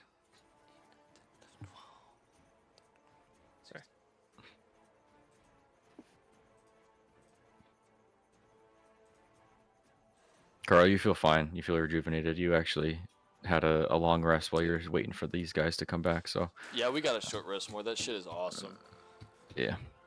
So So you got a long rest before and a short rest just now too. So you're chilling. it's the thing where it says like my class and then hit die 1d8 plus 3 or whatever, and I just click one of those boxes. With your did you select short rest and then do that? I did not. You see I my just did screen? short rest. Loading. Well, if you want to heal, yeah, go up to the short rest and Yeah. then Aiden sharing your screen so you can see those are the amount of healing die that you So I have. use 2. You can Yeah. use up to 6, but I use 2 to get back, was it 16 Yeah. HP? So yeah, I just clicked And that. Yeah, sorry. there you go. They only reset after a long rest. So, Okay. So yep. And then you take your short rest, and then it won't. It might automatically do it for you. I have it set so it doesn't. So I roll my own. Yeah. So very nice. Look at this beautiful picture up here. Okay. And then what? That like brings up your hit points. Yeah, it's just HP. yeah, just you're It's just like basically getting you're healed. healing. Yeah. Okay. 4, 6, 9. 19 plus 6, 15. You said 19 plus 6. Wait. 25. I was about to say you're jipping yourself a ton of HP if you just said 19. Ooh, full HP. Yeah, see that's short Cool. resting is awesome. Yeah. Good luck. Good luck. Look, we're gonna do that. Well, I'm gonna make sure we do that more at least as players. Yeah, you might need it. Yeah, seriously, because health goes so long, or it goes such a long way. I ain't got spells, but Yeah. do be like that. I clicked the boxes. It didn't heal me, so I'm just doing it manually. That's fine. Yeah, you guys recover and feel a little bit more energized after your short rest. But this island waits on you. What are we doing? So I'm still sitting there, wait for everybody to get done with their nap. That was a good nap. I still feel like I need to sleep through the night, but I think I can make it to the town now. Then I'm gonna get out of my bedroll, roll it. I'm gonna kind of squeeze it out a little bit, roll it up, put it back in my backpack, and then I would have tied up my pony before I went to bed. Okay, I didn't say that, but knowing Peaches, she would have done that. that's fair. And I'm gonna go over to my pony, untie, and get back on, and give a little. Does your pony have a name? No, not yet. How evil? What do you mean, evil? That's your friend, is it not? I mean, I guess, but I'm not gonna force a name on her. All right, Jackass 2 it is. This is not a donkey. This is a pony. Oh, It's different. they look the same. I'm gonna keep petting the pony. You don't have to listen to him. It's okay. All And- right. She's just standing there, getting ready All right, for the come day. on, Orion, hurry up. We got places Alrighty. to be. Fred's still asleep. Kick him. I kick him. Yeah, Fred, Fred, you you get feel, kicked in yeah, your yeah, side. you feel my foot. Yep, you feel Orion's foot in your side. I go to his foot and thinking it's a waffle in my dream. Do not eat my foot. Um, Dude, I can't even What? imagine you licking my shoe. so It's time to I'm awake. go. What? Oh, Wake up. It's time for I'm up. school. no, school, Work. work, Journey. It's time to journey. journey. No.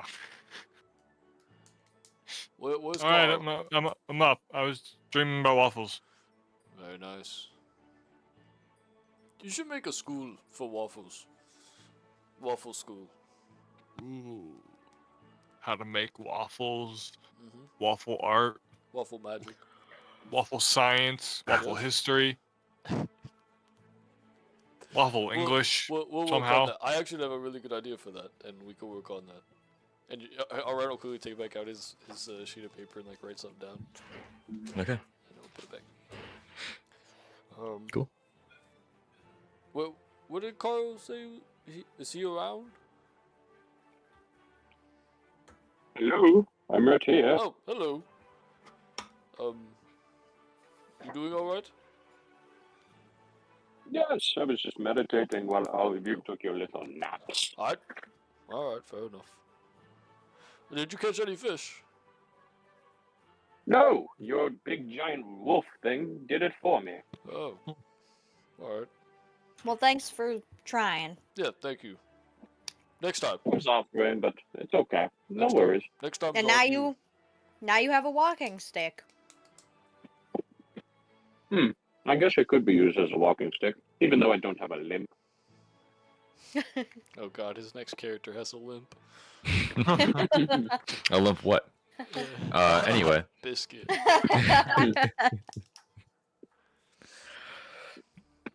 To Marsucem. Cool.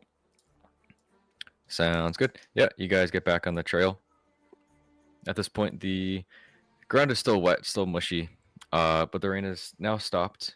There are clouds overhead, heading eastward, heading back towards Brooksville. If you look on your maps, and you continue to walk through this trail, you can start to see the houses the houses that climb halfway up the mountain are starting to come into sight. You can see on the base of them, they are white and bright, some sort of wood texture. And on the top, it is more of a darker blue wood, which is used in Berksville. As you continue to make your way closer to the town itself, could I have somebody else roll a d20 for me, please? As we- Yeah, not me. Sure. As you finish out this travel towards Marsucum. Come on. I'm refusing. 17. Cool. Sounds good. You see a meteor start to come down from the heavens above. No. Dodge it all. I stabbed it with my You hand. continue. Yes. Orion looks at it and it's gone. No. Start to walk and continue towards Marsucum. An hour or so goes by. Nothing happens. And the closer and closer you get to this town, the more and more you can see as you turn the one corner. The path itself continues on a slight arc towards the center of the mountain range itself. And as you turn the one corner, it arcs and opens up. You can see some more houses staggered at the bottom of this mountain range. And now that you're within a certain distance, you could see further along the mountain range, you could see fields of some sort of bush or herb growing up the mountain, almost near the top of one of the smaller ranges. You can see a larger structure set within the back of it. Carl, have you ever ventured out this far? Or Fred, have you ever ventured out this far on the islands? No. Kara, would you have? There would have been. This is Tea Leaves territory, so you would have had to sneak your way over. If you've done so. Okay, I don't believe so. sounds good. Can I both of you make history checks then, please? Me? Yep.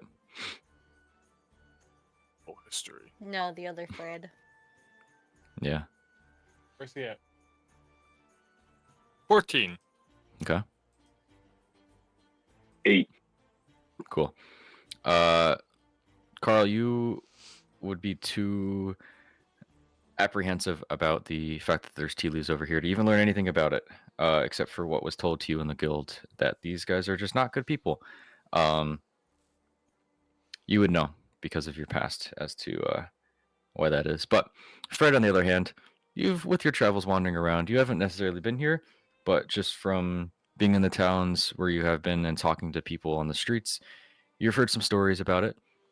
You know that uh, the tea leaves are very active here, and they are just out and about like it's a typical day for them, just cruising around the street, showing their insignia and doing guild things right in the open in front of the public eye. You'd also know that this is the main source of all tea production on the islands. Marsucum has the only and pretty large tea fields that tower up into the mountains with a large distillery that produces some tea. And you know that there are usually tours that happen and bring in tourists to Marsucum. Hmm. Waffles and tea.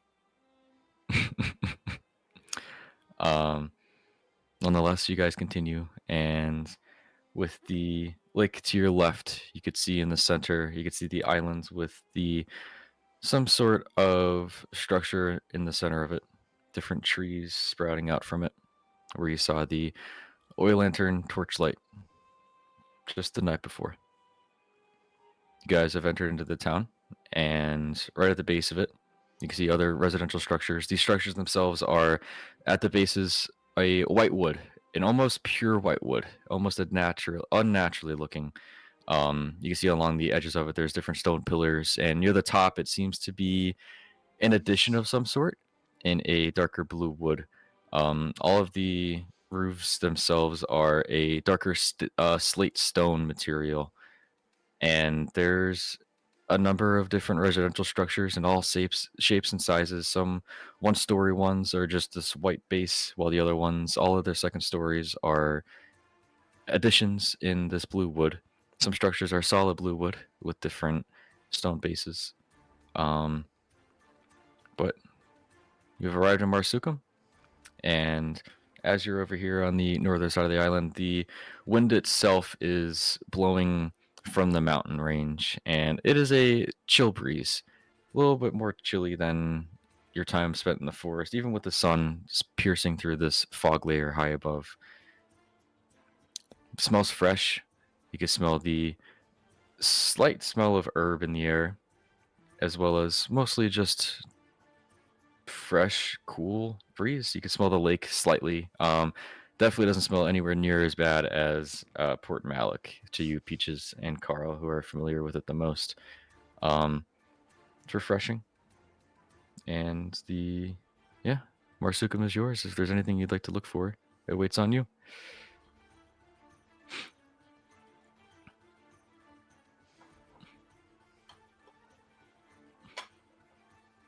We finally made it. Yes, ma'am.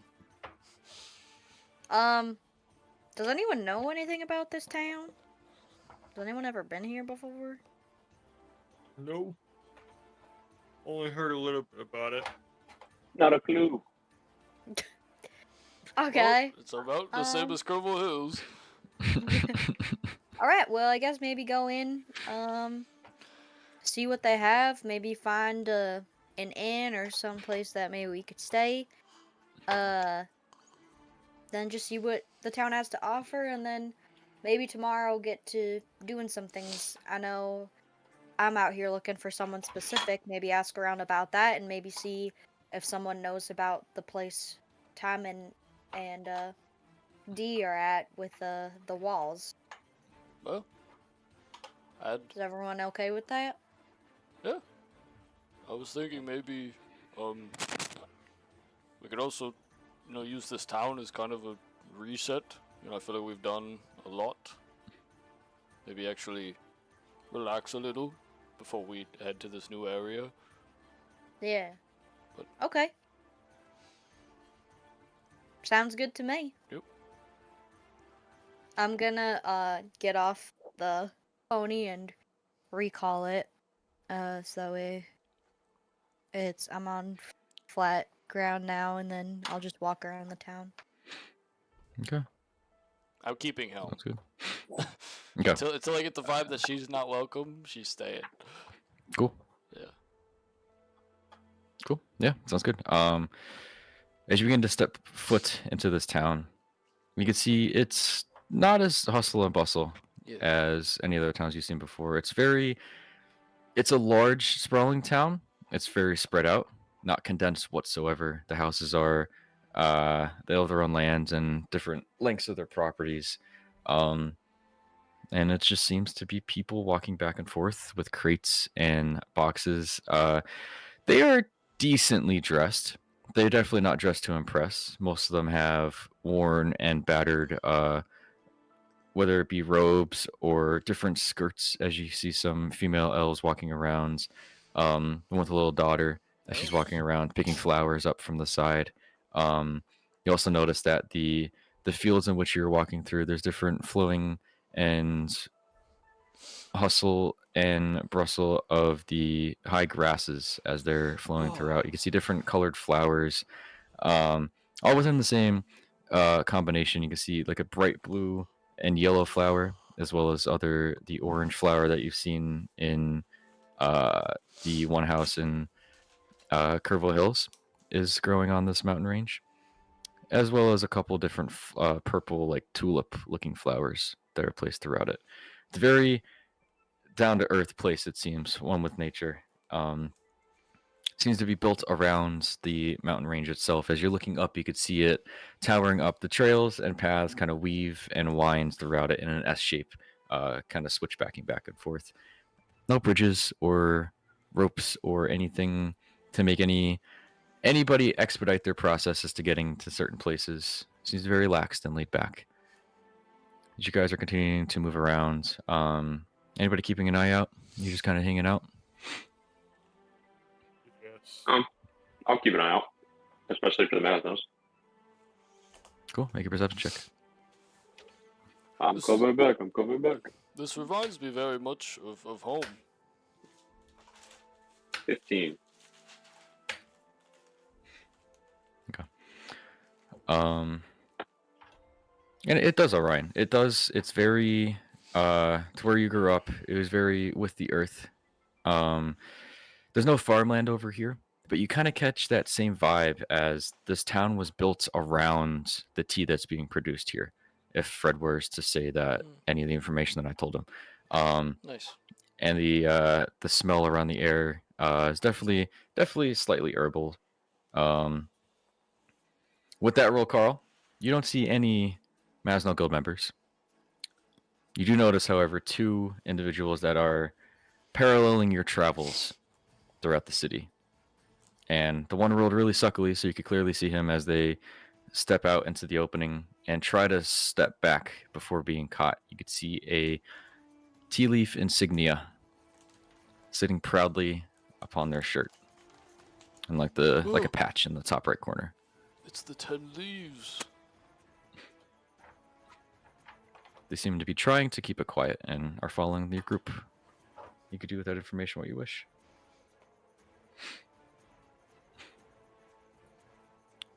But Sorry, you're good. I'm You're good.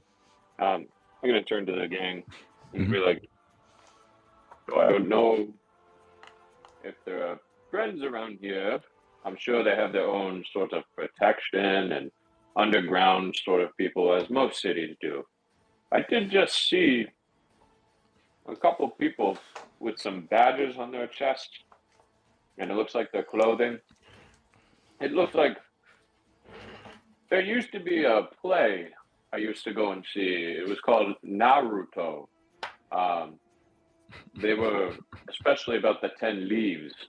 It's similar to that. Yeah. It looks like the same insignia. Oh, So just keep an eye open. I remember the 10 leaves. We talked about them back in Berkshire. Yeah. Go. You continue to step through town, and as you do so, you become You enter into more of a slightly mix of commercial and residential structures. The first one to your right is the one that stands out the most as the first shop in town. And on top of the second story, it reads out Harmony Hides. It is a two-story structure, all white wooden make. The stone, there's like a darker stone base to it, and on the inside you can see different leather hides being shown proudly as some sort of display of armament or other leather fixtures, kind of just displayed there.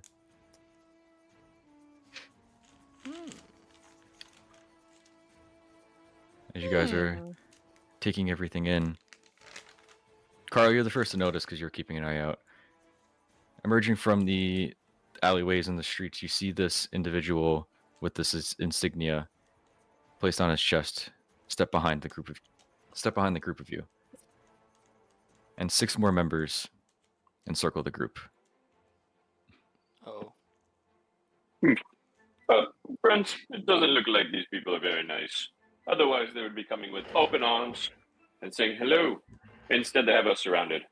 You may want to ready yourselves.